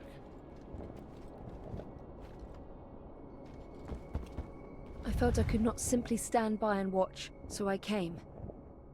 As Sienna said, if you channel your power into her, then I do believe that this Adriana may indeed awaken. You said that when you suffered from a bout of mana frenzy, you remained unharmed, yes? She, on the other hand, lost an arm. Do you remember what I told you? That the mana frenzy is an outpour of power, meant to protect those who bear a star fragment in moments of peril. Even with the power of a star fragment, its magnitude differs from person to person. That may be interpreted, in effect, as a difference in each person's mana or innate strength. But it may also reflect a difference in the rank of the star fragment's innate power. This has never been proven, of course, but even so, after seeing you, I began to think that there may be some truth to it. If you are someone who has suffered from mana frenzy, and yet possesses a body capable of withstanding that power, then you should be able to control it, and pass it on to another. Control your power very carefully, little by little, and transfer it to her. Then, it should resonate, once more, with the star fragment sleeping within her, and begin the restoration of her body. That does make sense, Reverian. Or rather, So Yunlin. It has been a long time, Sienna.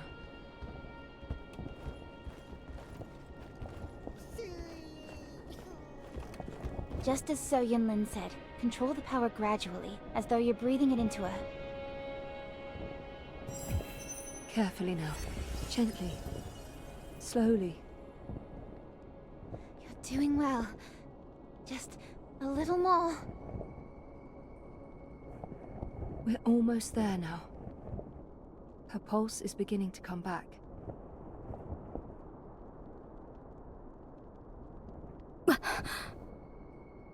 Da Vinci! Where is Captain Da Vinci? I am Da Vinci. Go on. Tell me exactly what happened. Oh, Aina. My thanks to you. You must warn Clay. This is a message from Janice. He must not go to Nyx, no matter what. Clay already left for Nyx because Janice sent for him. What are you talking about? What? Oh no. Then I'm too late. It's a trap. It wasn't Janice who summoned Clay. It was one of Kazar's lieutenants. She did it. What? After reporting the incident, Sienna presented a scroll titled Star of Siliveth, detailing the origin of the star fragments and the orders that diverged from it. Its author, So Yunlin, confirmed that such powers could resonate and be used for restoration rather than destruction. With that knowledge, she helped you awaken Adriana through the power of the star fragment. I was too late. It's a special ability she has. If she's met someone even once, she can imitate them perfectly. Their appearance, their voice, even their abilities. That's why I came here myself to warn you. Right now, Nyx is cut off by a snowstorm.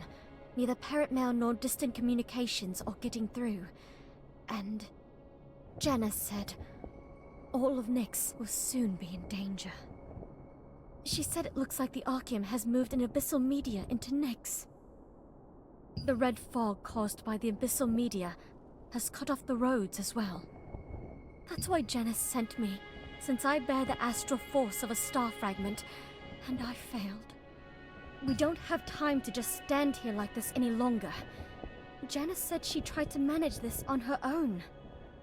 We have to get back to Nyx. But how?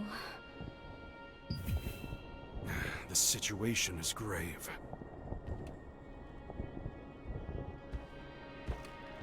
So even the land routes are cut off. There is a way in by sea, of course, but it would mean taking a tremendous detour. And the only harbor in Nyx is occupied by pirates. Forcing our way through there would be unwise. Long ago, after the war between the giants and the elves, Nyx was frozen by the ancient elf Shamir to suppress the diabolic energy leaking out. Since then, it has become a barren, frozen land where no one can truly live. That is why Nyx has remained something of a neutral territory that neither the Resistance nor the Archeum could claim. Neither side wanted to continue the war while enduring that brutal, relentless cold. The war couldn't go on like that. But if Adriana's account is true, then it means the Archeum Legion moved the Abyssal Meteor in order to seize Nyx. The Abyssal Meteor you reported at Daybreak Shore troubles me as well. To think there are this many Abyssal Meteors at once. It may be early, but I believe the time has come to use it. There may be a chance.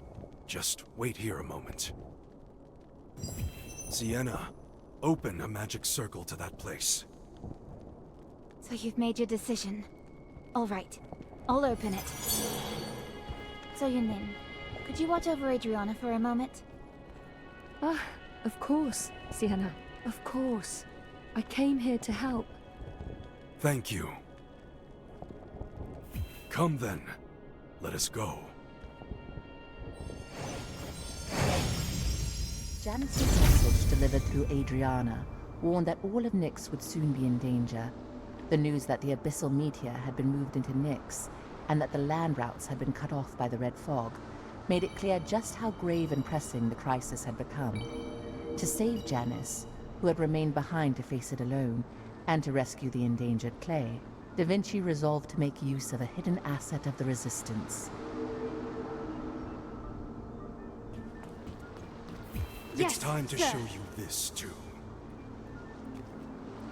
Though we have reclaimed a few dominions since Revel's death, the threat posed by the Archeum Legion and even the Salavian Order still looms over us. That's why I, along with the other leaders of the Resistance, began developing a secret weapon to improve our mobility and to gain an edge in future battles. Ah, you mean that ship anchored over there? No, not that. Though, I can't say you're entirely wrong.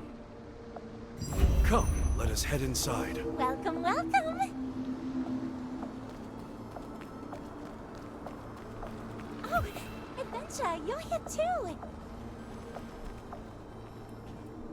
Just as I thought, just as I thought! The greatest talent from the Resistance to burst onto the scene! I wasn't putting my faith in you for nothing. Just what I'd expect from a true powerhouse. Captain Da Vinci personally asked something of me, so I've been helping him with it. Come on, don't just stand around here. It's almost finished now, and once you see it for yourself, you'll be really, really amazed. Yes, you will.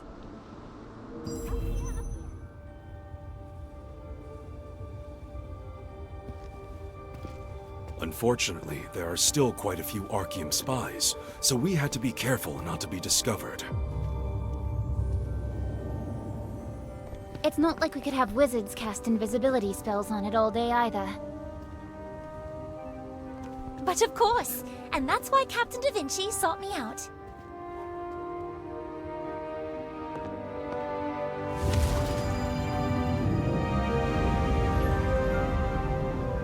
Once he saw my research on dimensional circles, he asked if I could create a space beyond it. Indeed. A secret weapon demands a secret workshop, I'm sure you'd agree. A space free from physical limitations and the risk of discovery. The space beyond the dimensional circle was perfect for this.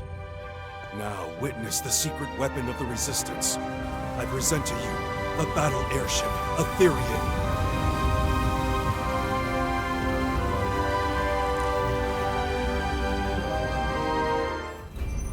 Well, surprise? Are you all right? You look pretty stunned. This was something Captain Da Vinci set in motion. He said we'd need greater power for the battles to come. It's built with everything. The Resistance, the funds of the Lords who placed their trust in Captain Da Vinci, the magic of Venilux, mechanical engineering, and the technology of dimensional circles. But it still isn't complete. We're in the final adjustment phase, but we're short not only on mana, but also on the floating stones needed as propulsive cores. We designed the Aetherian by studying how floating islands remain aloft, and applying that principle to it. We had planned to gradually adjust the output and feed it energy over time, but now that we have to deploy the Aetherian in a hurry, we're in urgent need of materials. Recently, new floating islands have appeared near Saradoma Island, off Daybreak Shore. What our measurements indicate is that they contain floating stones with immense buoyancy. Even riding Gigantrite, no one without astral force can reach that location, so we haven't been able to mobilize many Resistance members. But if it's someone who can wield the power of the stars like you, it should be easy enough to reach. Even so, it'd be nice if you had someone to help you. Ah, you mean that friend from earlier, correct? All right. I'll send you back to the field camp. We'll stay here and continue the final adjustments. Bring back those floating stones.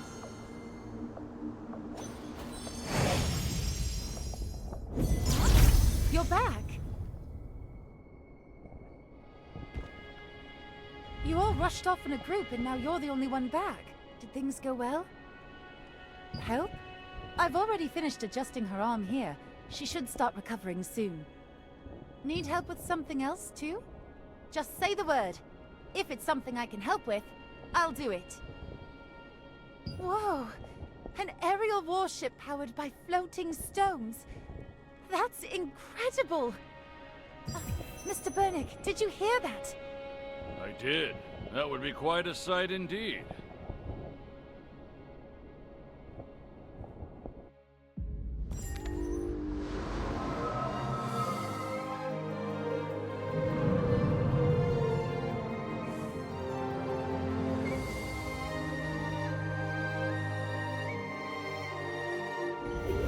I can't believe I actually get to ride Gigantrite!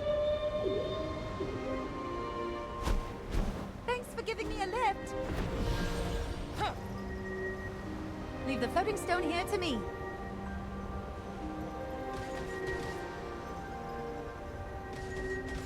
So you've got to mind these carefully.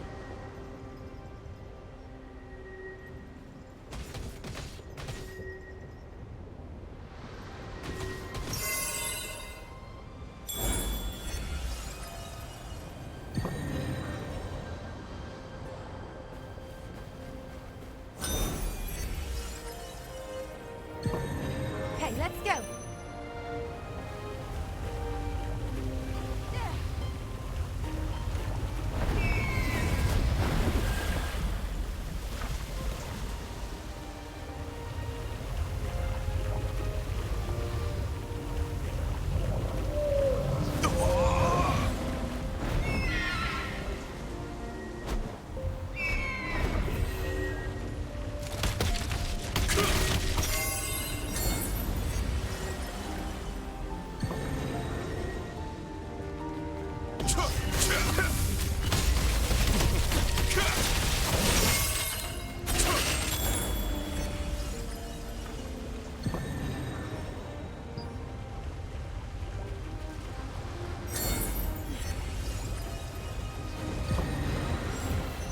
Let's hurry up!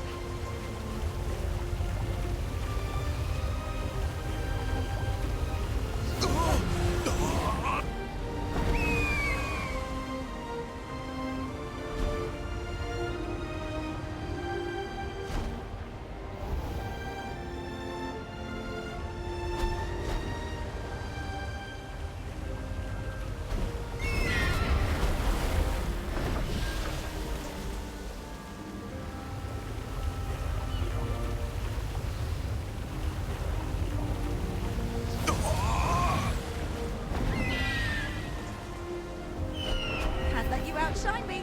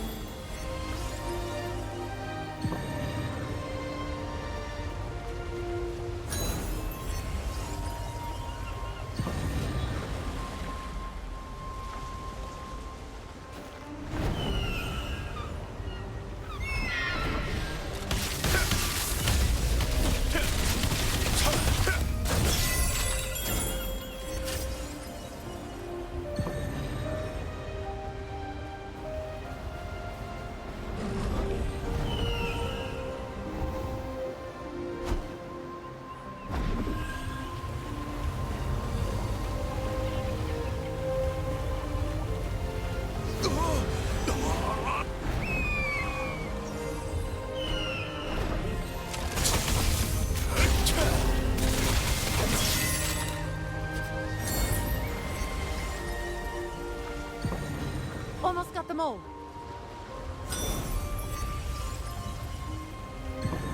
Is this about enough? You're truly a member of the Resistance now. The key material needed to complete the Ethereum was floating stones with tremendous buoyancy. To obtain them, you unlock the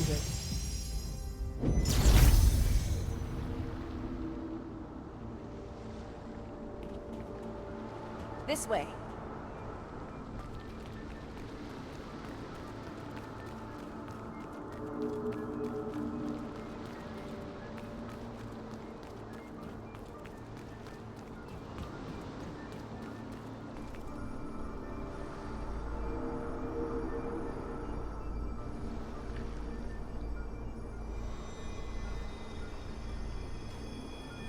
Adventurer, ride the auroral path to get here. There's no need to be scared. Just come slowly.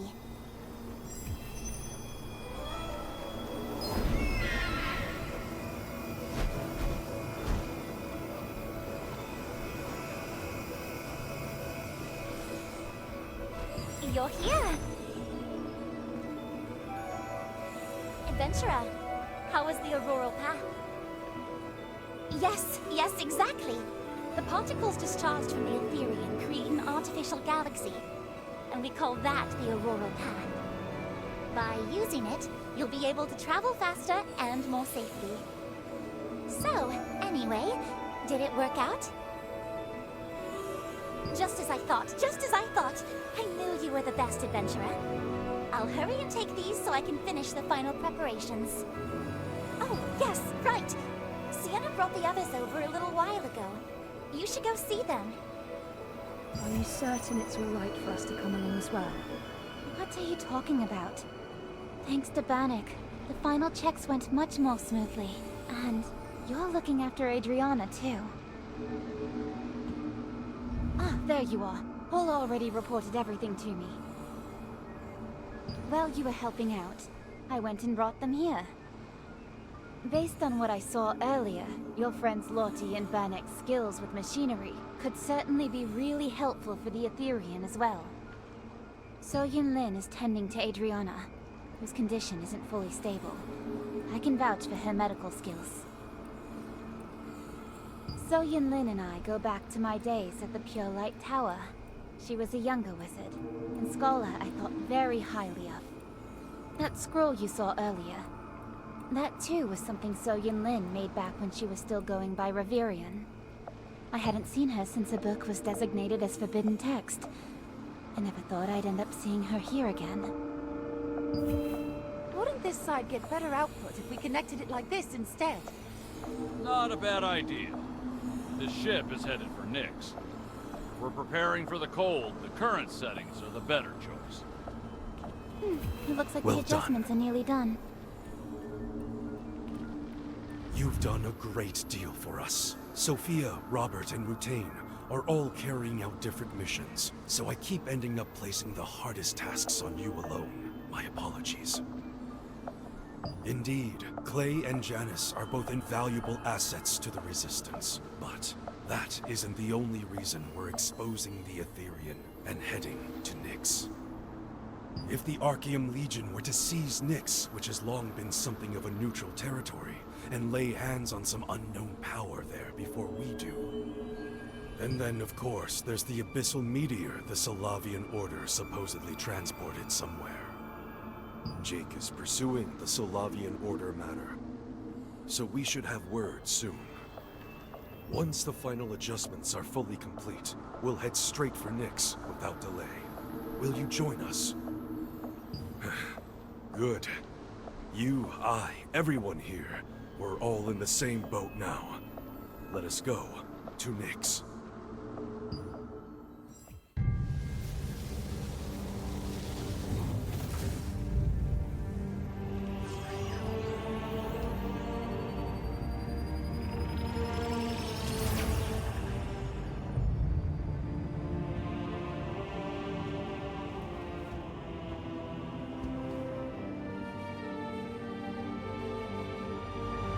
Well then, shall we begin?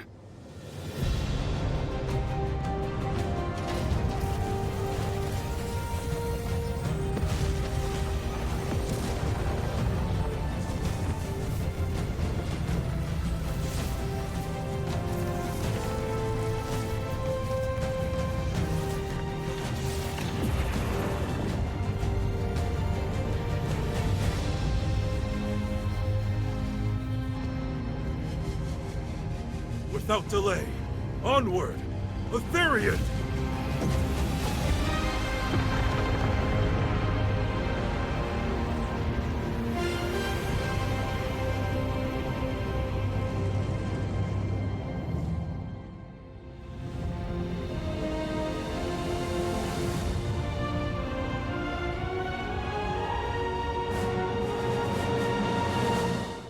Once the floating stones were secured, the Resistance stood on the verge of launching the Ethereum.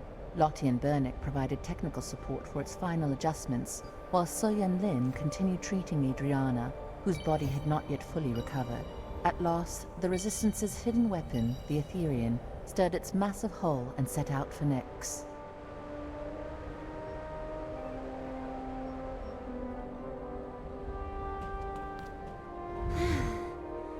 Thankfully, we made it here safely. I'm used to traveling by magic circles and portals, so actually riding here in person has left me a little dizzy. Still, we succeeded in approaching from above without getting caught in the red fog. For our first flight, both the Ethereum and everyone aboard held up remarkably well. Nyx is a land neither the Resistance nor the Archaeum ever managed to claim in the end. Even if either side had taken it, the cold snap would have cost more than it was worth. For now, I'll start by adjusting things, so the Ethereum can remain stationed above Nyx. We've arrived.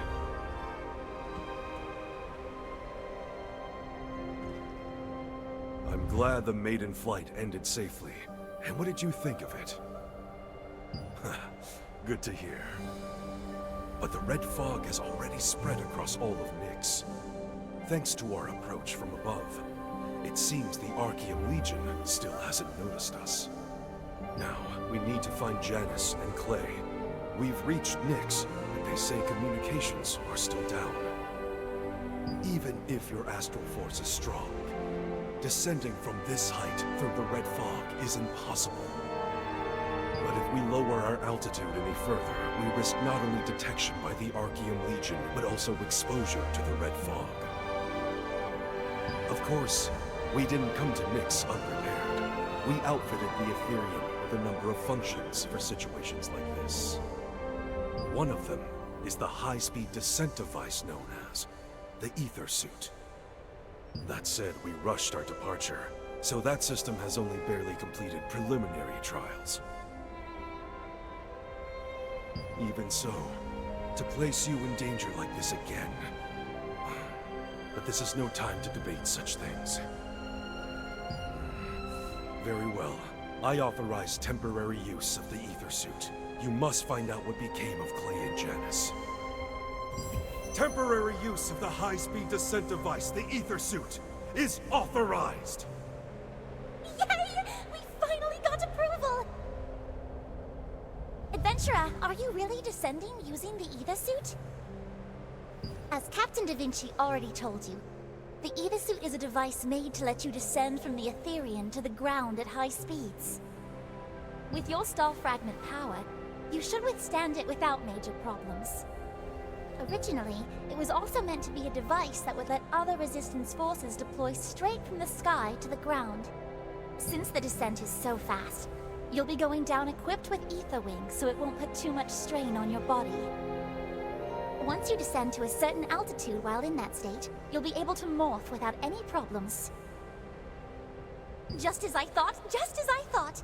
You're really decisive! We've only barely managed a trial run so far, so we could only lock in on a single coordinate. But I can guarantee your safety. I'll get you as close to the border zone as I can, so don't worry. And please, be careful out there. Wait a moment. Nyx is enormous. If the Ether Suit was fully complete, we'd send you straight to the border zone. But we aren't in a position to do that yet. So there's one more thing I'd like to ask of you. It's something you can do as soon as you reach the ground. Right now, the Ethereum is holding position in the sky, and continuously releasing magic particles. Those particles will soon settle across all of Nyx. If those particles resonate with the special particles found in Nyx's extreme cold snap, they can create an auroral path in the sky. As you travel through Nyx, you'll eventually come across ancient ruins known as star beacons. When you do, focus the power of your star fragment there. Then, the Ethereum's magic particles will resonate with the power of your star fragment. Once that resonance is fully complete, the power of the star fragment will draw in Nyx's special particles, and an auroral path will be formed. First, Connect the Auroral Pass. Using it, you should be able to reach the border zone. I think it would be best to gather information there. Besides, it also happens to be the place where Janice's signal was last detected. Then let's get started. Please, come back safely. Destination, the Frozen Nightlands. Ida suit, launching. When you get back, you have to tell me what the ride was like. Can they really withstand a rapid descent from this height?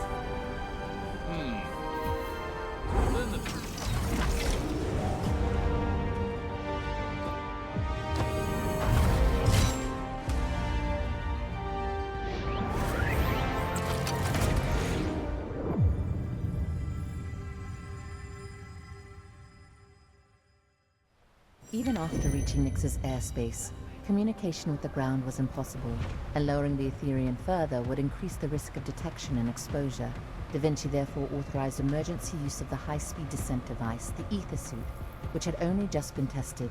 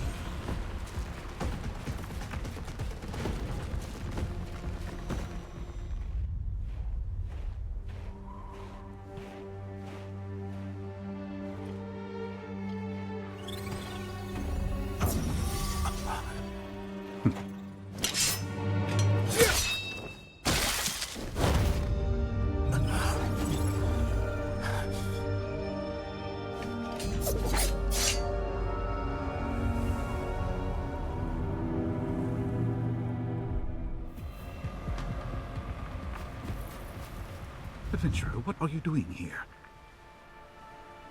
What? Captain Da Vinci's here too? I was just trying to get Clay's whereabouts out of some Archean scum. Figured he wouldn't talk nicely, so I roughed him up a little. I was ambushed on arrival in Nyx and separated from Clay. I've been near the border zone since, trying to track him down. I see. Then yes, the border zone is where we need to go. It's a fair distance from here, so let's move carefully. Creating an artificial auroral path out of magic particles. That's an impressive idea.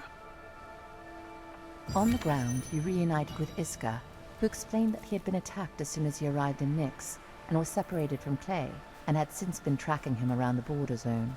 When he heard of the artificial auroral paths, created from the magical particles scattered by the Ethereum, he realized that it might connect to the so-called star beacons.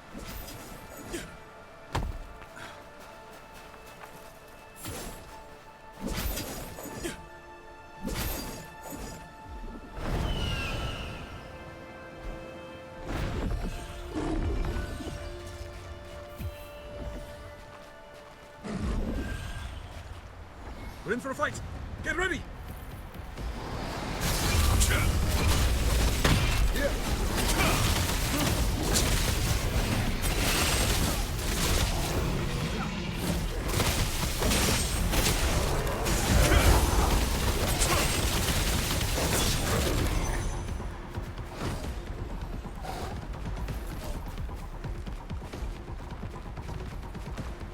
Careful!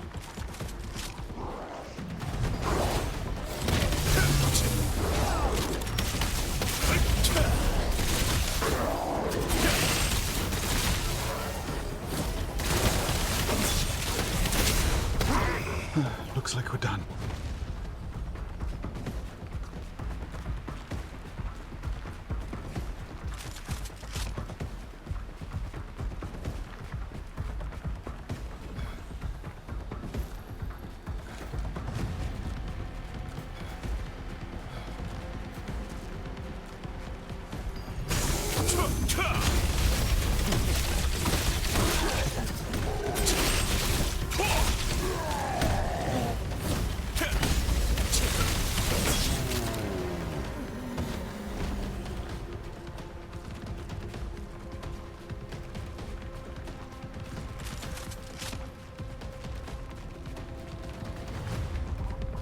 Wait, this should be it.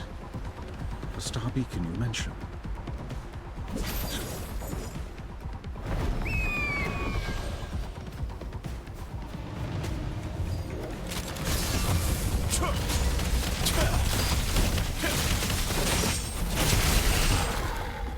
Looks like we've cleared them out.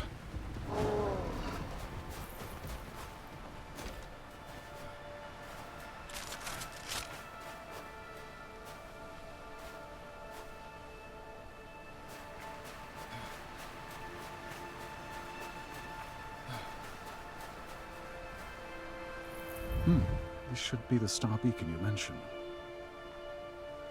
So, the Ethereum's magic particles do create an artificial auroral path. I need to see it for myself, but if this auroral path really is a path made by the stars, then riding it via morphing should be possible too. That's something to look forward to. If such path exists, we can reach the border zone faster. Well then, let's head up and see. Come on, let's go.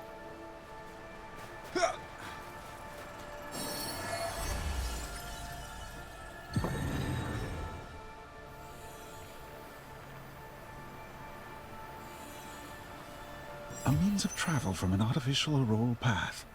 I'm impressed.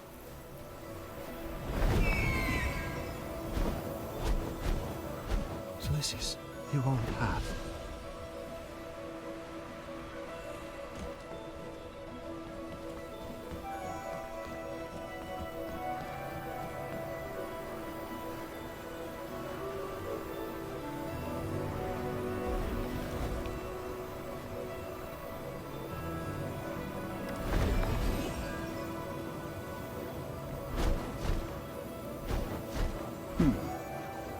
No, that's not a method I expected.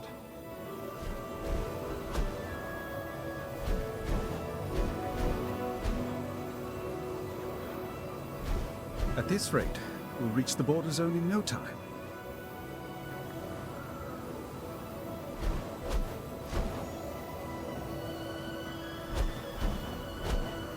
That tall tower is Shamir's tower.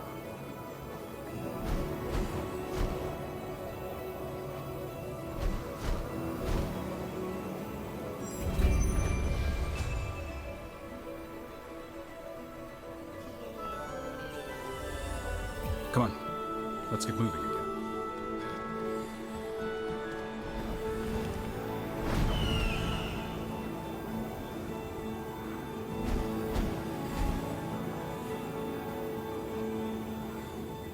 So I guess engineers really do save the world.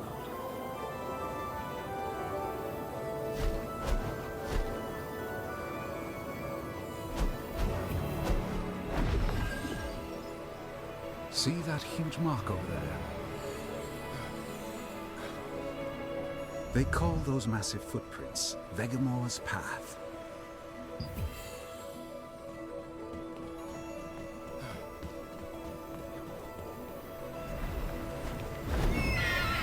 Hard to believe, but they say those enormous footprints beside it belong to a colossal creature called Vegamore.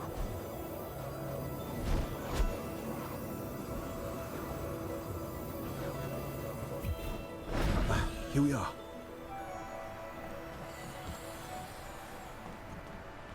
Finally made it. This is the entrance to the border zone.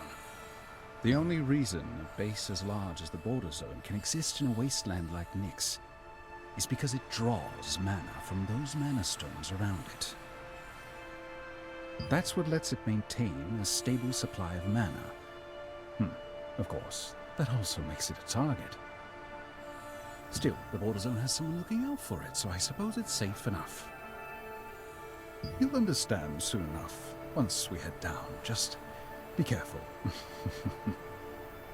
I've brought you this far, so I'm going back to keep searching for Clay. I'll look my way, you look yours.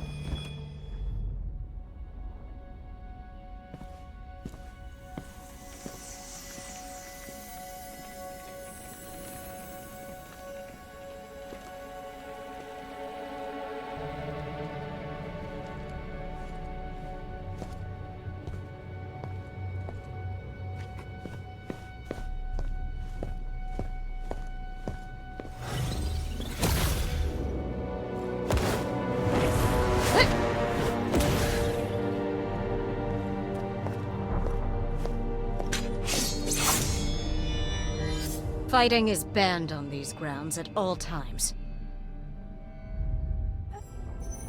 You're from... Martinet, do you know this person?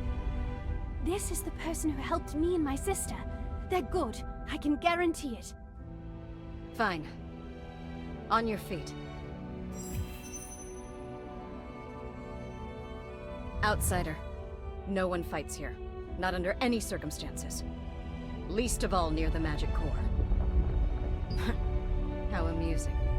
There are no exceptions in the Border Zone. Human, elf, dwarf, or any other beasts. Resistance or Archaeum, it makes no difference. Those are the laws of the Border Zone. If you won't abide by them, leave. Martinet has vouched for you, so I'll let it pass this once. But if I see even a hint of this sort of behavior, I won't overlook it. No one will stop you so long as you do not fight. Welcome to the Border Zone, outsider. Thank goodness. Now all of you, enough gawking. Get back to your business. Cerise can be a little harsh. Yes, that's Cerise Noctis, the captain of the local watch here in the Border Zone. It wouldn't be an exaggeration to say this place stays as safe as it does because of her. And things almost turned ugly next to the magic core, which is even worse. Thanks to that yellow magic core, the Border Zone can stay relatively warm and livable, even here in the cold of Nyx. It's one of the most precious resources we have at our disposal. Once you're inside the Border Zone, labels like the Resistance and Archaeum don't mean a thing. Even that Archaeum soldier from earlier has been here quite a while. It probably doesn't make much sense to you yet. It didn't to me at first either. But what brings you all the way out here to Nyx? So, my sister made it safely. That's a relief. But if Clay was already in Nyx, then she must have arrived too late. And with the red fog on top of that. The border zone was governed as a neutral territory where humans, elves, dwarves, other species, the Resistance, and Archaeum alike were all subject to the same rules. There you met Cerise Noctis, leader of the local watch, who made it clear that no armed conflict would be tolerated in the border zone, and welcomed you in her own harsh way.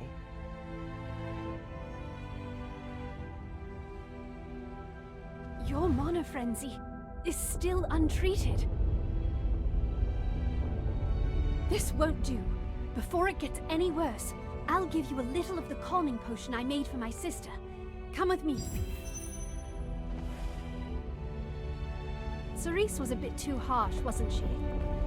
Please try to understand. All kinds of races and factions gather here in the border zone. It's one of the few places in Nyx with underground shelters of this scale, protection from the cold, and even warmth thanks to— All right, here you go. Drink this.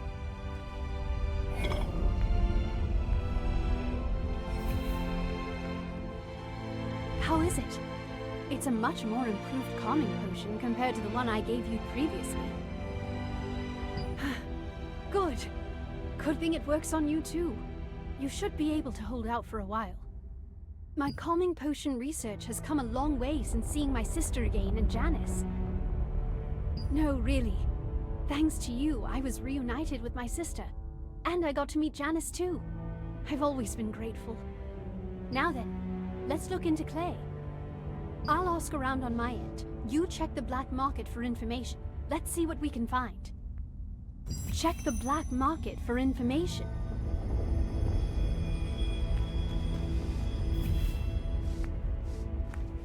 Huh? Clay? Who is that? I don't speak with strangers. Ever. Yeah, blonde guy, definitely a wizard. His name started with C something, or something like that. Asked me how to get to the Archaeum Fortress. I told him never to go that way. Didn't go well, I take it? Could he have been taken to prison or something? Is he someone close to you?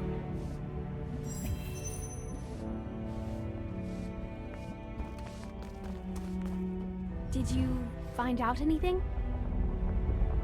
If it was a blonde male wizard, then it must have been Clay. But why of all places would he head for the Archaeum Fortress? Alright, first, let's find Clay and ask him ourselves, but you absolutely can't approach the Archaeum Fortress alone. Even the Archaeum Legion can't readily maintain supplies in Nyx, so they don't dare lay a hand on the Border Zone merchants' carts. If you ride one of those carts, you should be able to get close to the Archaeum Fortress. I'll speak to a merchant I know.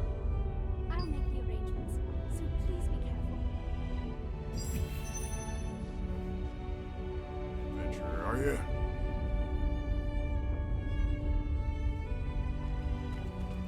Martinet told me about you. I used to serve with the Resistance myself back in the day. Well, as long as there's no fighting at the border zone, that's good enough. Can't let those Archaeum scum strut around here at the Nyx. Here, climb aboard.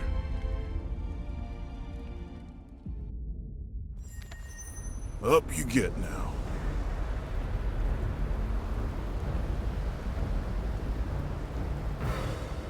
This is the Archaeum Fortress. This way.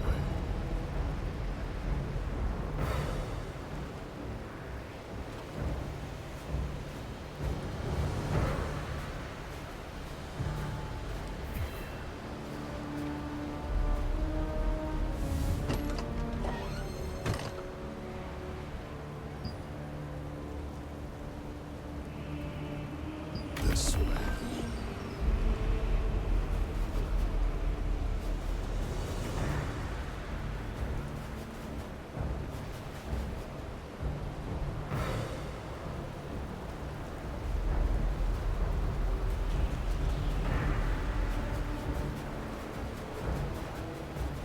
Don't do anything that draws attention.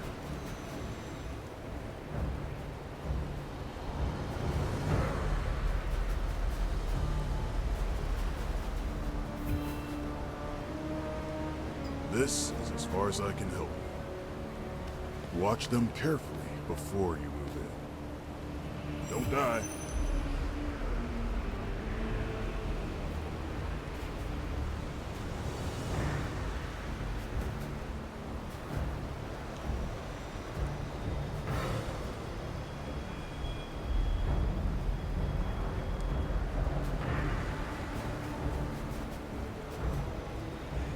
Wait, what was that sound?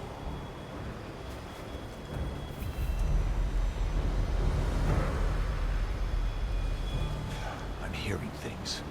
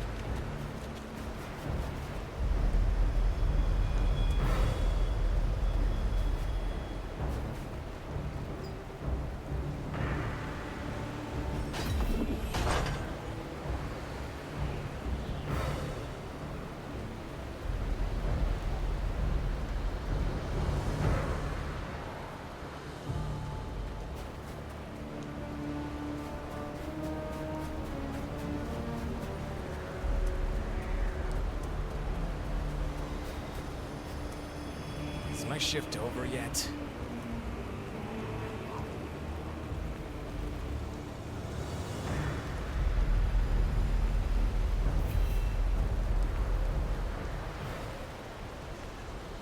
No one can stop Lord Khazar's plan.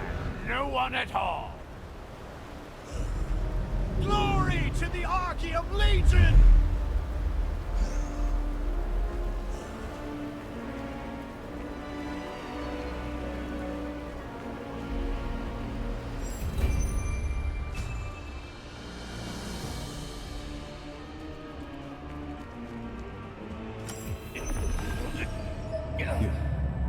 Stop.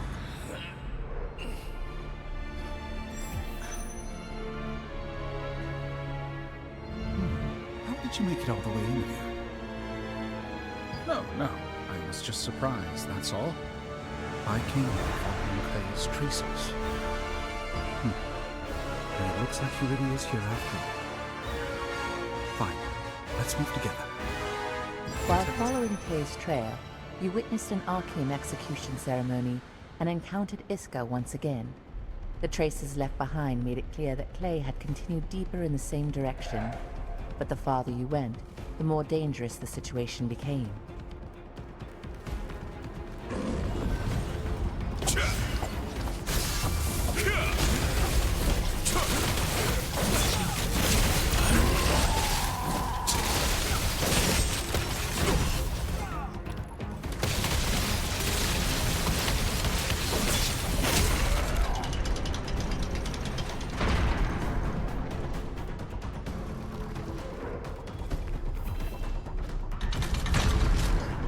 This is a problem. Leaving that side to you. I'll check this side.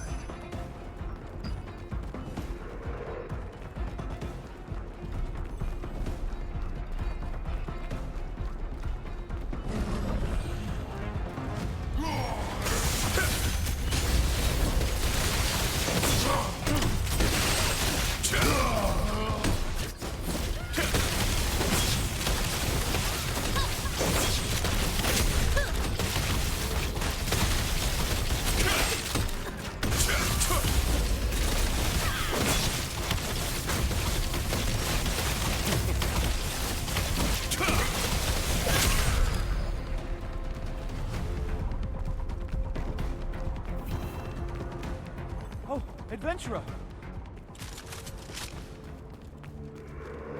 Adventurer, I'm glad to see you here. What brings you all the way here? Did something happen? You mean the message from my mother was fake? That's quite an extraordinary ability. I mean, it's impressive, considering even I couldn't detect it. I've been investigating what those Archeum scum are plotting. It looks like they're up to something big. You've already uncovered quite a bit, but we still don't know exactly what they plan to do with the Abyssal Meteor. We need more information. Will you help me? Thank you. I appreciate it. All right, I'll check this side. You, please take the other way.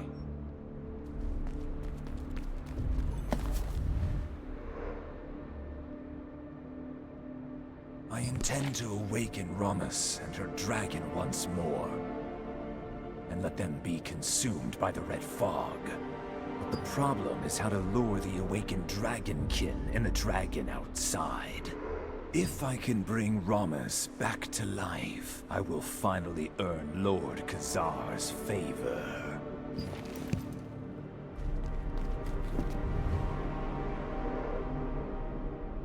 Vegamore. I do not know where that colossal life form comes from, nor where it goes. But with this red fog,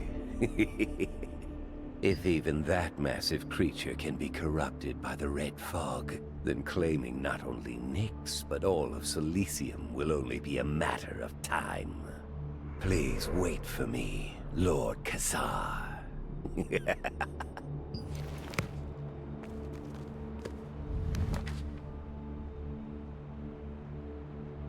Was it called Phelanix? I sent the red fog into Tungir's tomb, where that cat burrow lies as well. A cat made by a giant? What is it, some kind of pet cat? With Tungir's heart, it can regenerate and repair itself endlessly. If we seize it, it becomes our greatest weapon. But I wonder, would a mechanical cat also be affected by the red fog?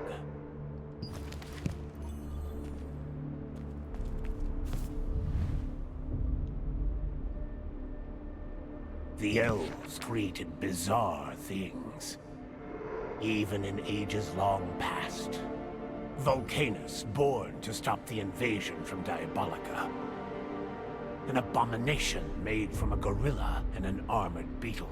Hardly something one would associate with elves. Still, that blue monostone embedded in its chest is truly desirable. How long can it endure within the red fog? That is worth testing.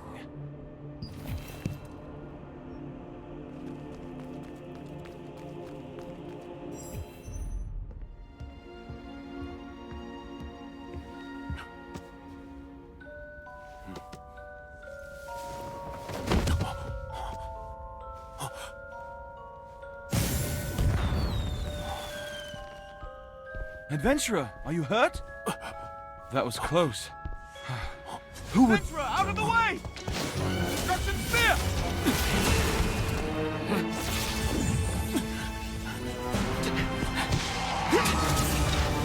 Spear of fury!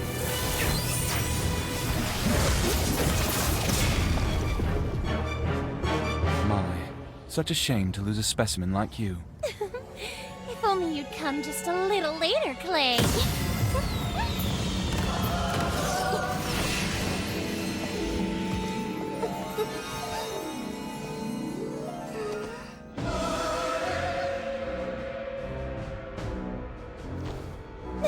I suppose we can take things slowly. It was a pleasure meeting you. Until next time, love. Bye!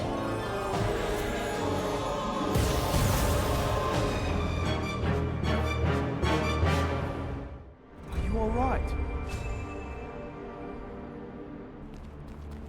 Adventurer, are you all right? That woman is Lavelle, one of Kazar's lieutenants. If she's seen someone even once, she can perfectly imitate not only their appearance, but their skills and even their voice. Lavelle sent the transmission to Luna Zero using my mother's voice. I only learned that after arriving here. But how did you end up here, adventurer? I see. So my mother already knew. Even so, I never did get to meet her in the end. Those Archeum. So they're trying to spread the red fog with the abyssal meteor and take control of Nyx. If the Dragon Commander Ramus is revived, and even the massive Vegamore falls into the Archeum's hands, something terrible will happen. We have to stop them. You said the Etherean has come to Nyx, correct? I'll try opening a teleport magic circle through the Etherean's dedicated line. Please wait a moment. Clay! Iska! So you've come! Glad I found you, Clay. I heard a commotion. What happened? Being able to imitate someone else perfectly, that's a seriously troublesome ability. We need to be careful. You take Clay and get him out of here first. Then find Janice. I'll stay behind and dig a little deeper into what the Archeum is planning. I'm certain they're plotting something even bigger. Let's see. The Etherean signal... Got it! Alright then. I'll open the magic circle.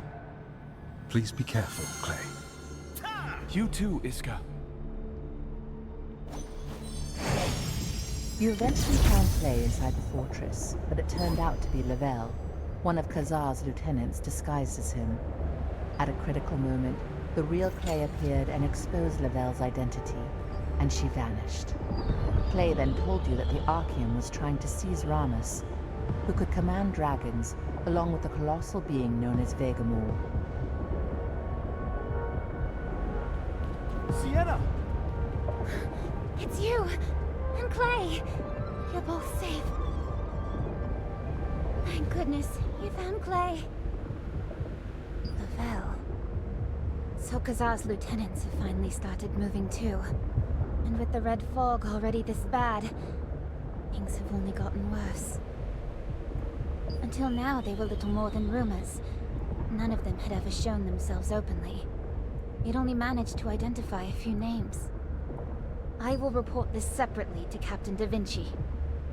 Oh, and thanks to the auroral path you connected, some resistance forces have descended into Nyx and moved into position. Thank you. Adriana also said she was worried about her sister and headed down to the surface using the ether suit. She's probably on her way to the border zone by now. And have you by any chance heard anything about Janice? That's bad. I can only hope nothing has happened to her. Yes. Look at the red fog below us. Right now. We desperately need Janice's strength and judgment.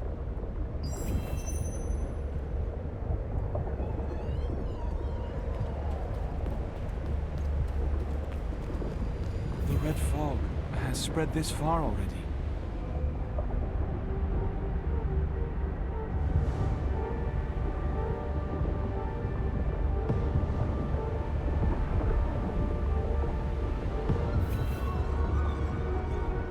This is no ordinary situation. It's only a matter of time before the red fog swallows not just the border zone, but all of Nyx. We must find my mother as soon as possible. She'll definitely know what to do. No, I still can't get any magical communications through. For now, let's head to the border zone where information tends to gather. If it is inside of Nyx, I can open a teleport magic circle. I'll do that now. Huh! Let's go, adventurer. Together with Clay, you safely rejoined the Etherean. Activating the auroral paths through the star beacon had allowed some resistance forces to be deployed to the surface of Nyx as well.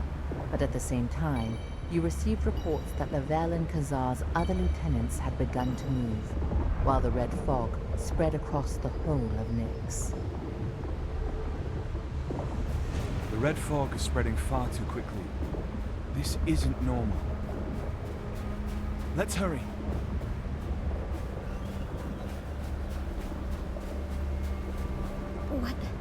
What do we do? Stop, we're done. There's no way.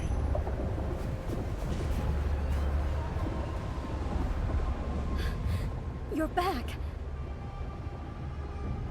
When I returned, Martinet told me that you had already gone to look for your ally. Ah, thank goodness. The red fog has spread all the way into the border zone. I can endure this much with the power of my star fragment, but the others can't. Cerise is inside, keeping the routes under control, and caring for those overtaken by the fog. In all that, even Cerise's younger sibling was caught in it.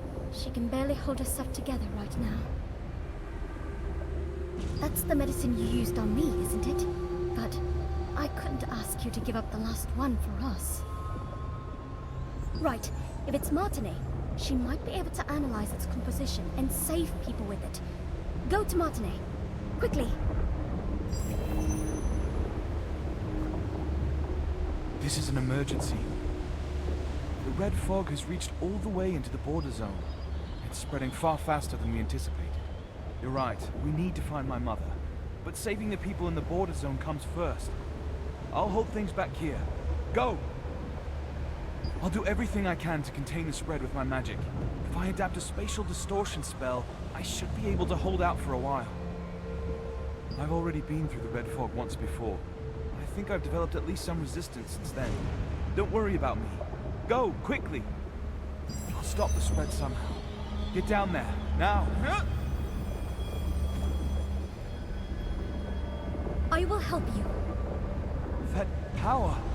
A star fragment? Thanks.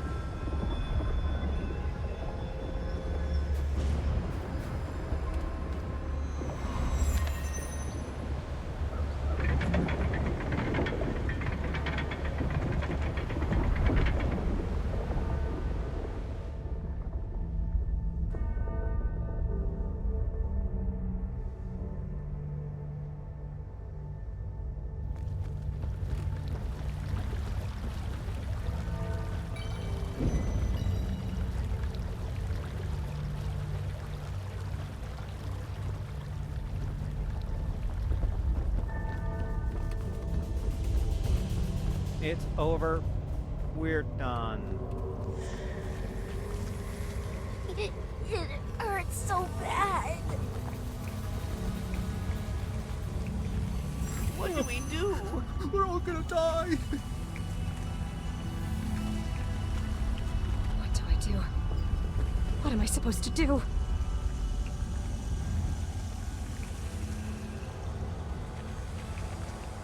Bring me water! Hurry! You there! Stop rubbing your eyes! Cover your mouth now!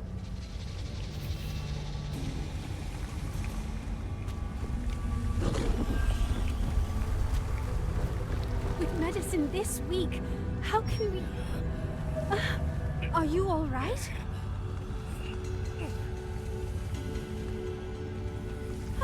You! Don't tell me your mana frenzy is all right. Did you find Play? Thank goodness. While you were away looking for Clay, the red fog broke through the magic core's protection and seeped rapidly into the border zone. The border zone withstood most cold and demonic energy thanks to the magic core, but...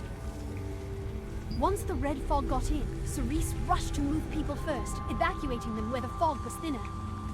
Even so, Cerise moved quickly enough that we were able to keep things from getting worse.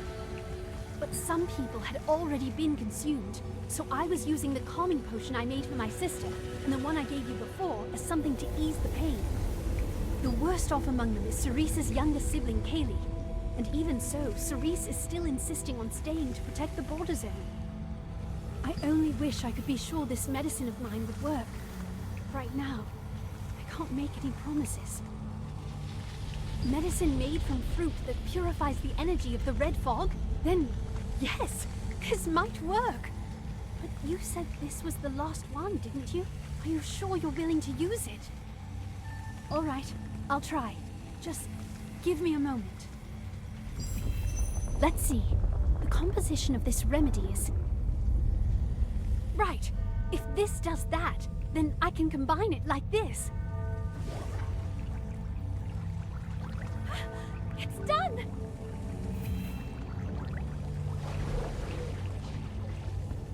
It's done! It's done! I mixed the berry remedy you brought with the calming potion I made. If they drink this, it should drive the red fog's energy out of their bodies. Take this purifier to Cerise, quickly. I'll take care of the others. Thank you, truly. All right, I'm counting on you.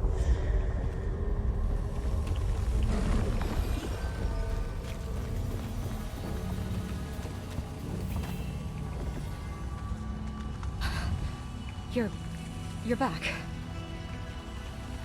But you're with the Resistance. And yet, you still want to give me that remedy. The last one remaining. Right. Kayla's over here. The moment the vigilante leader Cerise realized how bad things had become, she swiftly ordered the townspeople to take shelter in areas where the contamination was weaker, minimizing the damage. But when even her own younger sibling was overtaken by the red fog, in the midst of the chaos, she too began to lose herself. You delivered the berry medicine to Martinet, who combined it with a calming potion to create a new type of purifier.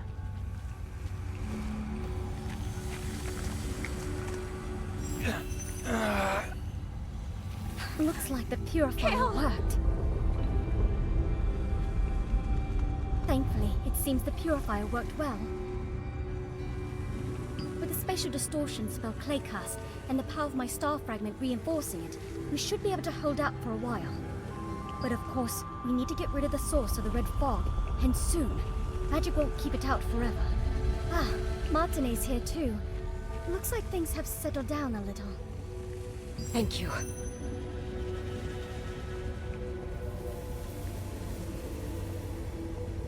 Truly, thank you.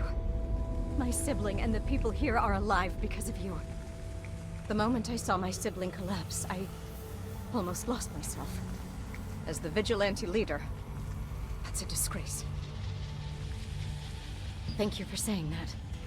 You and that wizard Clay. So there are still people like you in the Resistance. I see that now. It's an old matter. You needn't concern yourself with it. And did you say that you were looking for a blonde wizard woman as well? I've heard of a long-haired blonde wizard who was heading in the direction of Shamir's tower. That area is covered in a cold so severe no one should even be able to approach it. And lately, demonic energy has been leaking from that place as well. At first, I thought little of it. But now, I think the woman you're looking for may be the very same one. So I decided I had to tell you. And take this stone. It will help you. It's a relic that can ward off any cold. At least the border zone has weathered the worst of it for now. The magic Adriana and I put in place should hold the fog back for a while. Yes, I heard as much myself.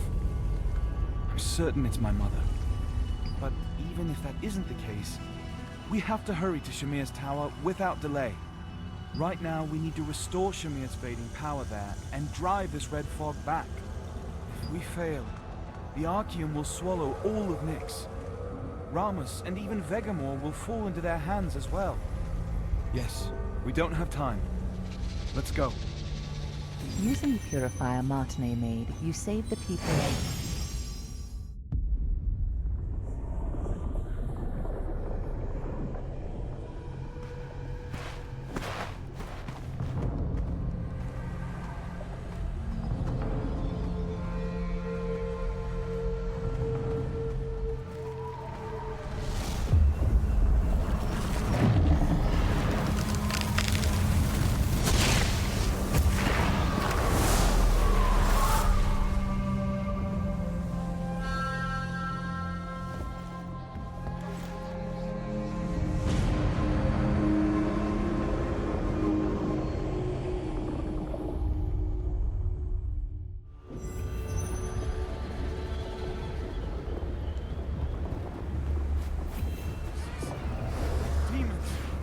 careful.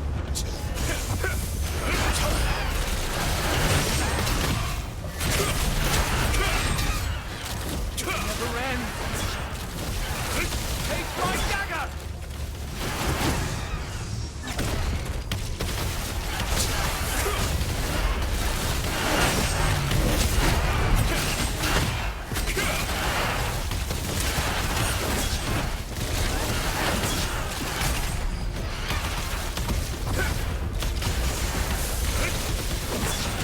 The rift to Diabolica has widened further.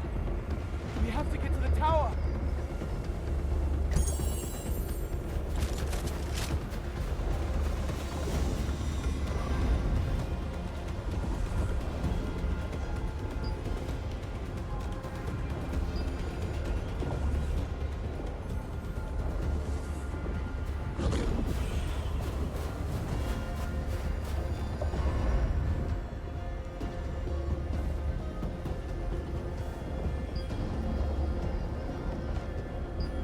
Over here!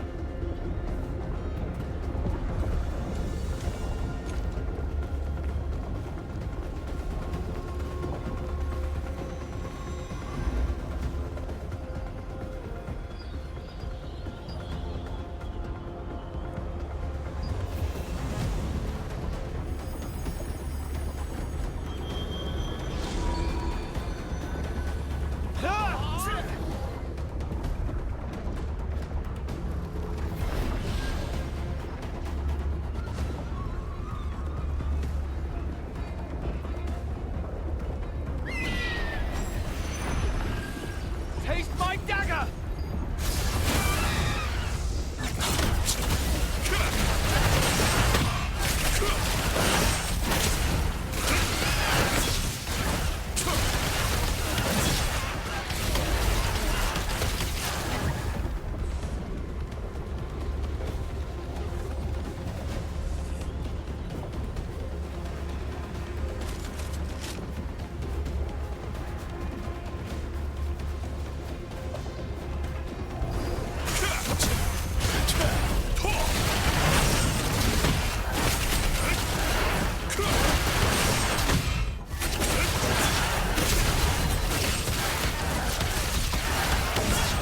Good job.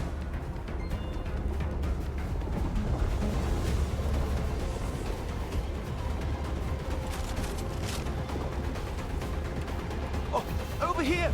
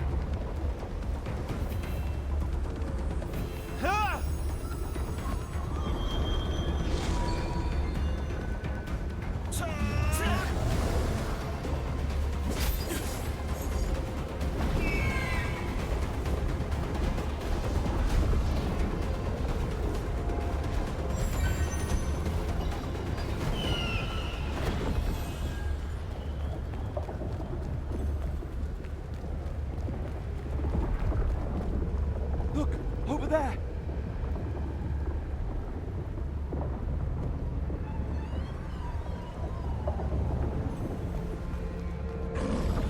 Mother! Mother, please wake up! I'll try to melt it. It's not melting! What do I do? Sorry to interrupt such a tearful mother and son reunion. But try thinking of the audience, too. It gets boring if it drags on too long. Oh my, you two darlings made it all the way here. Now my mind's set for sure. The two of you are irresistible. I want you so badly. What shall I do? Oh, what else? I'll kill you and take you. Hell. You. My mother. Where is she?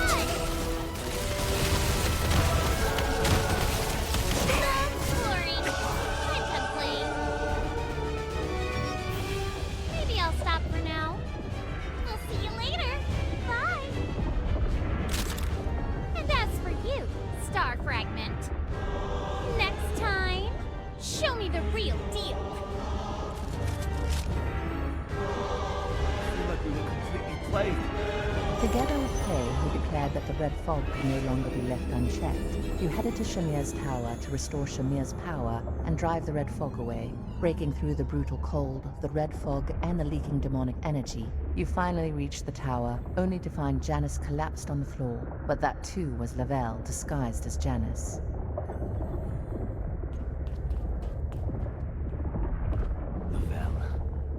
They said she was one of Kazar's lieutenants, but her powers beyond anything I imagined. She hardly took us seriously just now.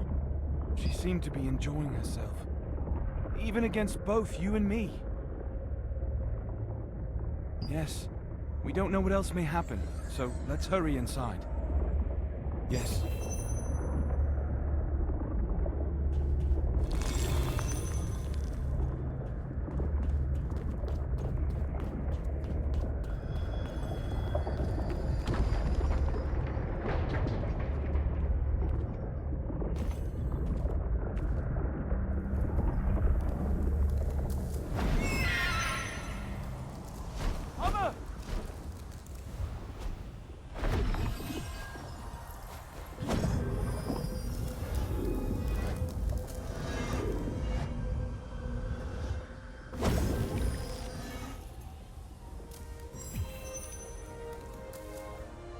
I survived thanks to you and Clay. It's still terribly cold, but thanks to the sacred relic you used, I can at least move. And Clay has also cast healing magic on me. More importantly, why are the two of you here? What happened? I see.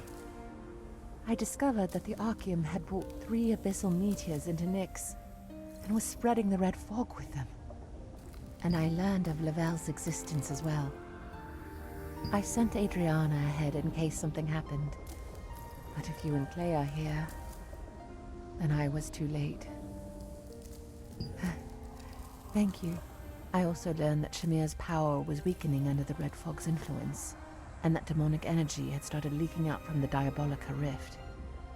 So I gathered all of my own magic into the power radiating from Shamir's tower, and tried to freeze the red fog and demonic energy spreading across all of Nyx in one stroke. But the cold here was far stronger than I expected. My magic kept draining away, and in the end, I froze over as well. They say that when someone expends all their magic, their hair can turn white. It's nothing serious. I'm all right. Thank you. And first, please check on Shamir's condition. After defeating Lavelle, you and Clay activated the hidden passage within Shamir's tower and reached the tree in which Shamir was sealed. Shamir's tree had greatly weakened, and demonic energy was beginning to pour outward. Before it lay the real Janice, frozen solid, her hair turned white after completely exhausting her magic. Using the sacred relic given by Cerise, you succeeded in thawing Janice and bringing her back.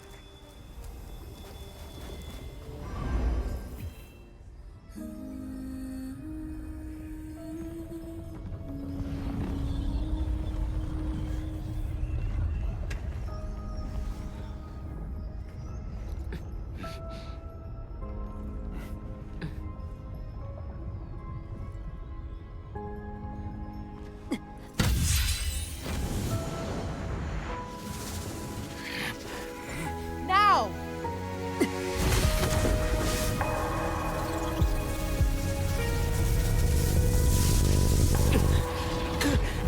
I can't! No, Clay. Hold on a little longer.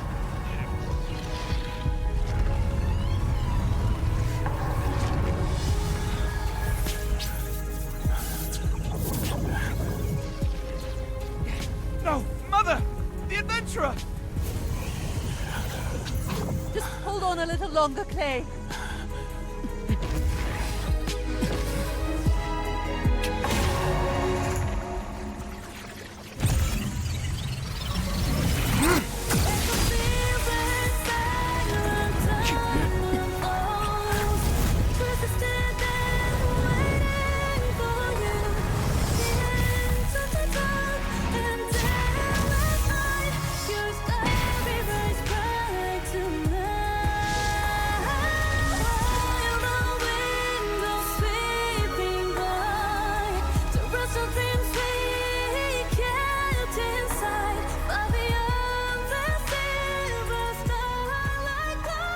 The red fog is gone. No, not gone. Just frozen.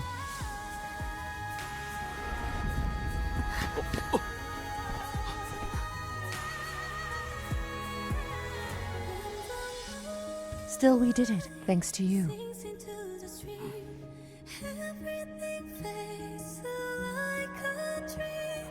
Come back to me.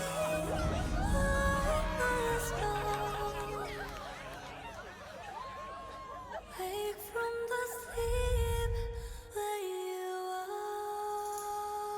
Tum, tum, ta-da-da-da-da.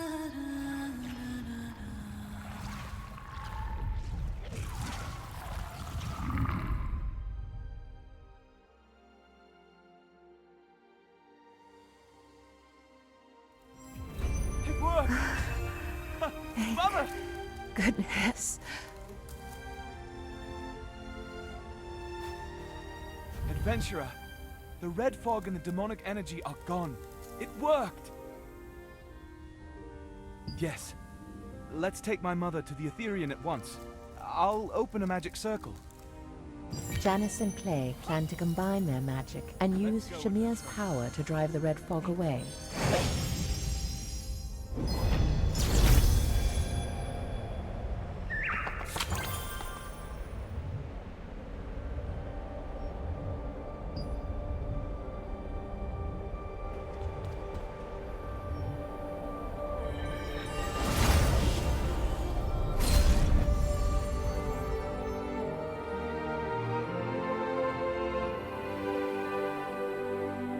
Etherian is an airship that can travel across dimensions using floating stones as a medium.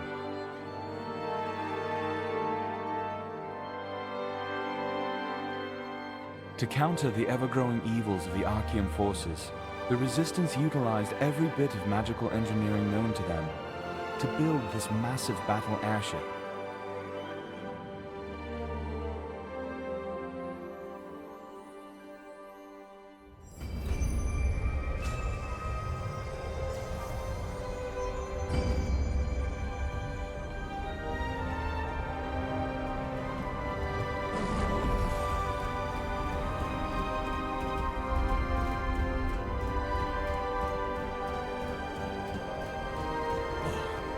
Back! Not only did you find both Clay and Janice, you even drove back the red fog. You've done more than enough. Still humble as ever. Thanks to you, Nyx remains standing in its white glory. You have every reason to stand proud, truly.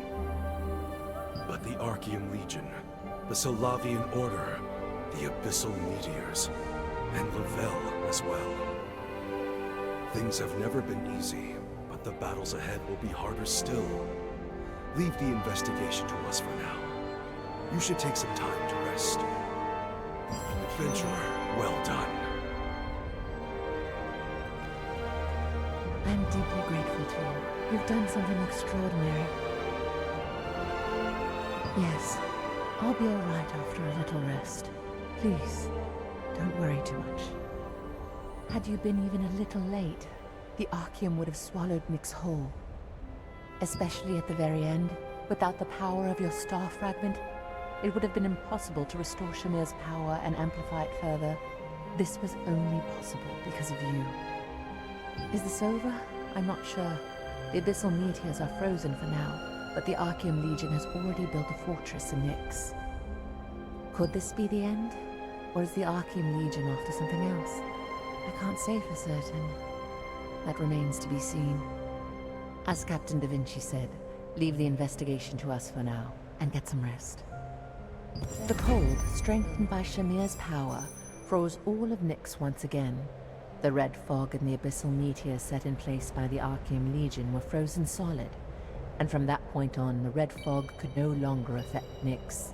Even so, Da Vinci warned that this was no time to lower your guard, and that vigilance would still be needed.